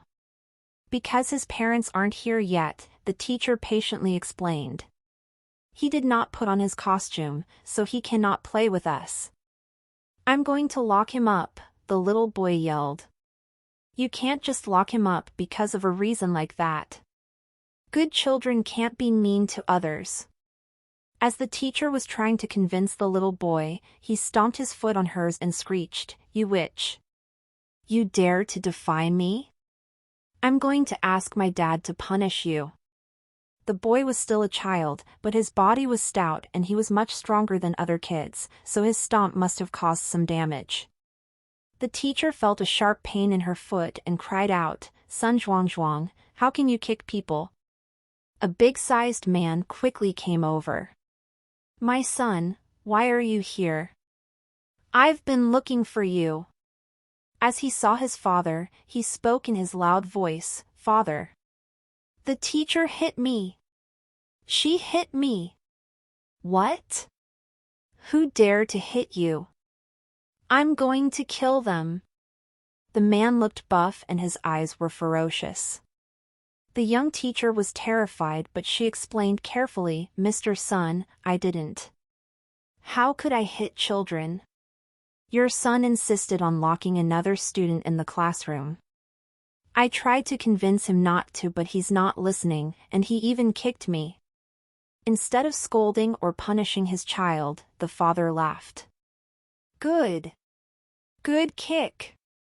You're the star of our Sun family. Only we can bully others, no one can bully us. The female teacher looked pale and kept quiet even though she was angry. She tried to suppress her urge to cry. What the heck? A man bullying a weak lady and acting all high and mighty? Ning Shi almost wanted to attack the man with her fists. Most importantly, the bear kid was trying to lock little treasure in the classroom. But she was still held by Lu Tingxiao, so her whims failed. Lu Tingxiao, don't stop me. I'm avenging my son. Don't act rashly. I'm not. Lu Tingxiao, I'm going to make him beg for forgiveness even with just 1 foot of mine. Lu Tingxiao sighed helplessly. He had to be careful with her even if it was just a parent-child activity in school. If he did not hold her back, she would act like a wild horse without restraint. The child and his father went away, leaving the teacher weeping. Discover NW Chapter SNN0EL by.com. Teacher, are you all right? Ningxi went up to her and gave her a tissue, her eyes flashing with anger. Ah. You guys are Lu Qingyu's parents, aren't you? He's been waiting. I'm all right. Did you guys see everything just now? The teacher was afraid that the parents would have a bad impression on the school, so she quickly explained, please don't mind it, this parent is just a special case. Most of the parents from our school are well-mannered. This teacher had been protecting little Treasure, so Ningxi did not blame her. It's all right. We understand that there's always someone like them around. But the incident just now worried Ningxi a little. Was little Treasure being bullied in school? According to his personality, he would not say anything even if he was bullied. The teacher could take a stab at Ningxi's worries as well. She quickly told her, Lu Qingyu is adapting well to the school. Although he doesn't talk much, many children like him and he's especially popular with the girls. Ningxi's eyes shone. Little Treasure was popular with the girls? That was a surprise. But, well, it was her handsome son after all. It was normal for him to be popular. This son Zhuangzhuang is a famous troublemaker. His parents don't care either and us teachers are troubled when facing him, but we've been observing him closely, please rest assured. The party was going to start soon, so after a short chat with the both of them, the teacher left to finish the preparations. By the first column near the middle and right beside the window, there was a small shadow sitting by himself. The snowflakes outside matched his ice-cold face, just like his father's. He was holding a big book and was totally immersed in his own world. What happened outside just now was unable to upset his small, pure world. Little Treasure. With a gentle call, his invisible barrier was broken and his eyes slowly came back to reality. Little Treasure was surprised. He sat up straight and lifted his head up from the book, looking at the direction of the voice. Auntie Xiao Shi. Obviously, he totally ignored his father. The little guy blinked and did not move for a few seconds. After he was sure that he was not hallucinating, he left his book on the table and ran. Little Treasure, I'm sorry. Ningxi's heart was at ease as Little Treasure ran into her arms. Little Treasure, I know that you kept this matter hidden from us because you didn't want to trouble us, but no next time, all right? Little Treasure nodded obediently. Okay, it's almost time now, let's get changed. Visit novelbin.c.m for updates. Ningxi was still a little worried about Sun Zhuangzhuang. She wanted to ask Little Treasure if he was bullied in school, but the party was already starting, so she suppressed her urge to ask for now.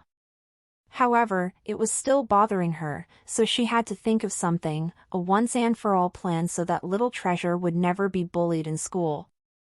After they were done changing and they entered the hall, Ningxi suddenly remembered something.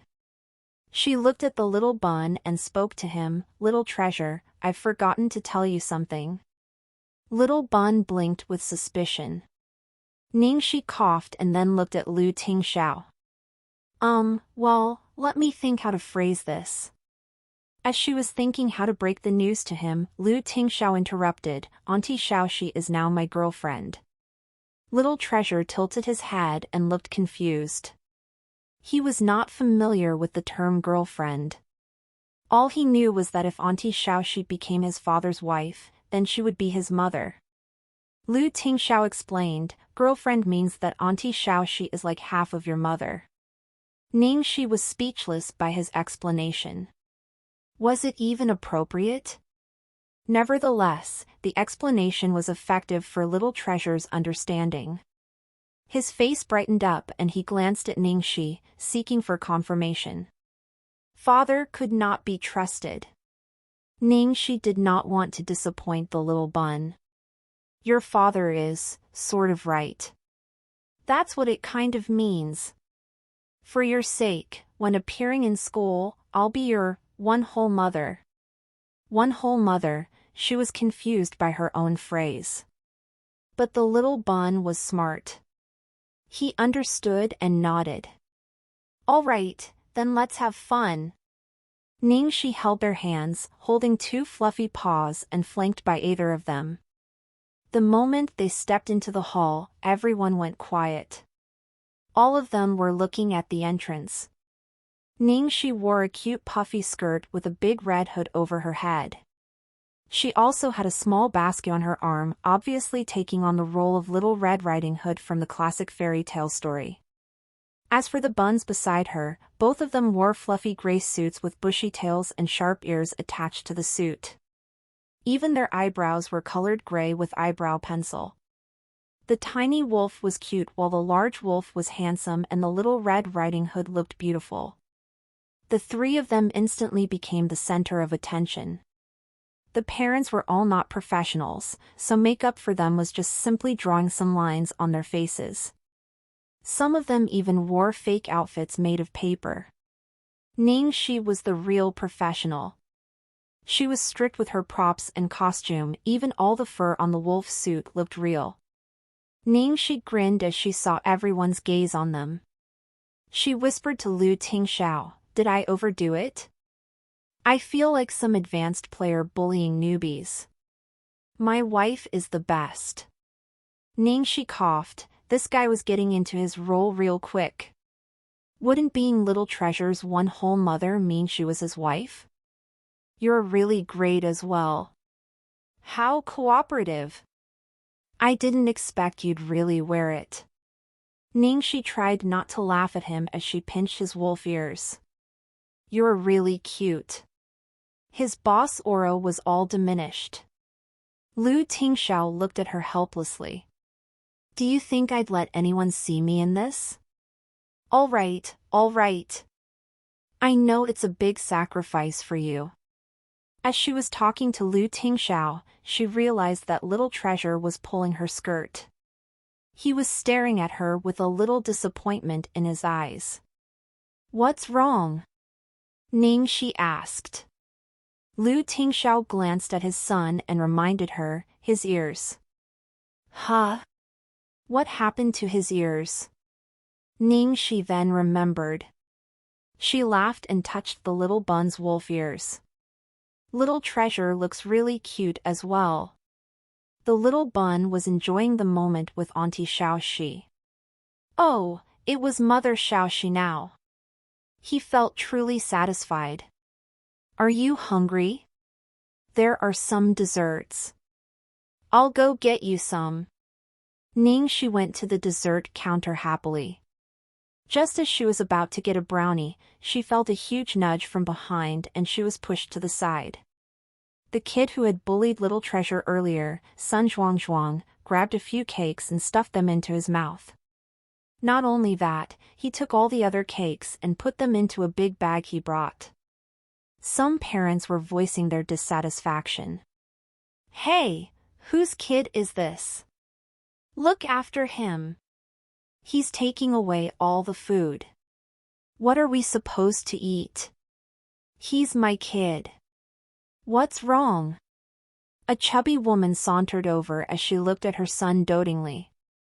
The food here is meant to be eaten. There's no rule about how much one can eat. My child is strong, of course, he needs more. He shouldn't take that much. There are around 20 pieces. Can he finish all of it? It's none of your business. Aren't you ashamed to argue with a little kid for just a few slices of cakes? It's not about the cakes. You're a child. Some parents were still trying to reason with her. The child's father went up and glared at them with his ferocious eyes, so everyone just kept quiet and let it be. The incident passed quickly. The teachers then arranged many activities including singing, dancing, and interactive games. Everyone was having lots of fun. For the final agenda, they were going to select the best costume of the night. Discover NW Chapter SNN0EL by .com. As expected, Ningxi and her two buns emerged as the winner, their number of votes leading the way. Lu Tingxiao had already made such sacrifice. It was only worth it if they won the prize. Congratulations to Lu Qingyu and his parents. All three of them look really cute tonight. They make us realize that even wolves in fairy tales can be cute as well. Our prizes are cute too. What could it be? Let me reveal it to you.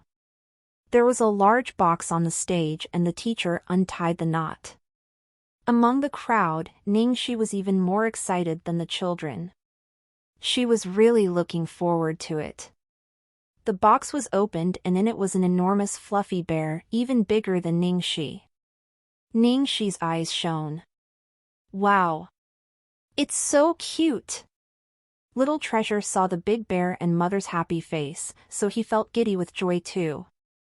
Lu Tingxiao looked at their beaming faces and touched the fur on his outfit, feeling that it was all worth it. When they had received their prize, the teacher smiled and said, "Okay, our parent-child activity today has come to an end. All the other children can also redeem their little prizes from me." The children cheered and walked over to get their present one by one. Because he had parked further away and it was cold outside, Lu Tingxiao let Ningxi and Little Treasure wait in the activity hall while he went to drive the car over. "I'll be back very soon. Be good, don't run around." Without a doubt, Lu Tingxiao was not saying this to Little Treasure, but to Ningxi. Ningxi pouted as if she was being treated like a child. "I know, it's only a few minutes. I won't fly to the sky." Lu Tingxiao was speechless. Not only was there a possibility of that happening. In fact, it was very huge. "Little Treasure, take good care of your mother."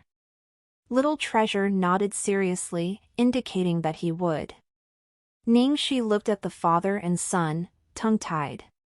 Lu Tingxiao reminded her to behave again several times before leaving. Get the latest CHDers on n/velbin.com. Ningxi picked up the big bear and found a chair to sit down with Little Treasure, obediently waiting for Lu Tingxiao. "Little Treasure, are you happy today?" Little Treasure's eyes shone as he nodded. "Happy! Today is the happiest day of my life. Auntie Xiaoxi is already half his mother, and they even won a super big bear." The little guy did not care much about the countless toys at home, but now he hurled out his little hand to pat the gigantic furry bear all around, endlessly showering it with his love. Ningxi took the opportunity to dish out some motherly advice. "Baby, did you know? The best things come from your own hard work." While the mother and son spoke, the initially cheerful activity hall suddenly rang with a piercing cry. "I don't want this. I want the bear, I want the bear, I want the bear." They saw that little bear child, Sun Zhuangzhuang, had started to throw a tantrum again. He threw the present given by the teacher and cried while looking and pointing at Ningxi's big bear. It did not matter how much the people around coaxed him. Not too far away, Ningxi was speechless by the scene. Why did he want the bear? He was already a bear himself. Even though she was not happy with the child, she did not want to ruin the good mood today. Plus, she had promised Lu Tingxiao not to do anything unruly, so she continued to talk to Little Treasure and ignored what was happening.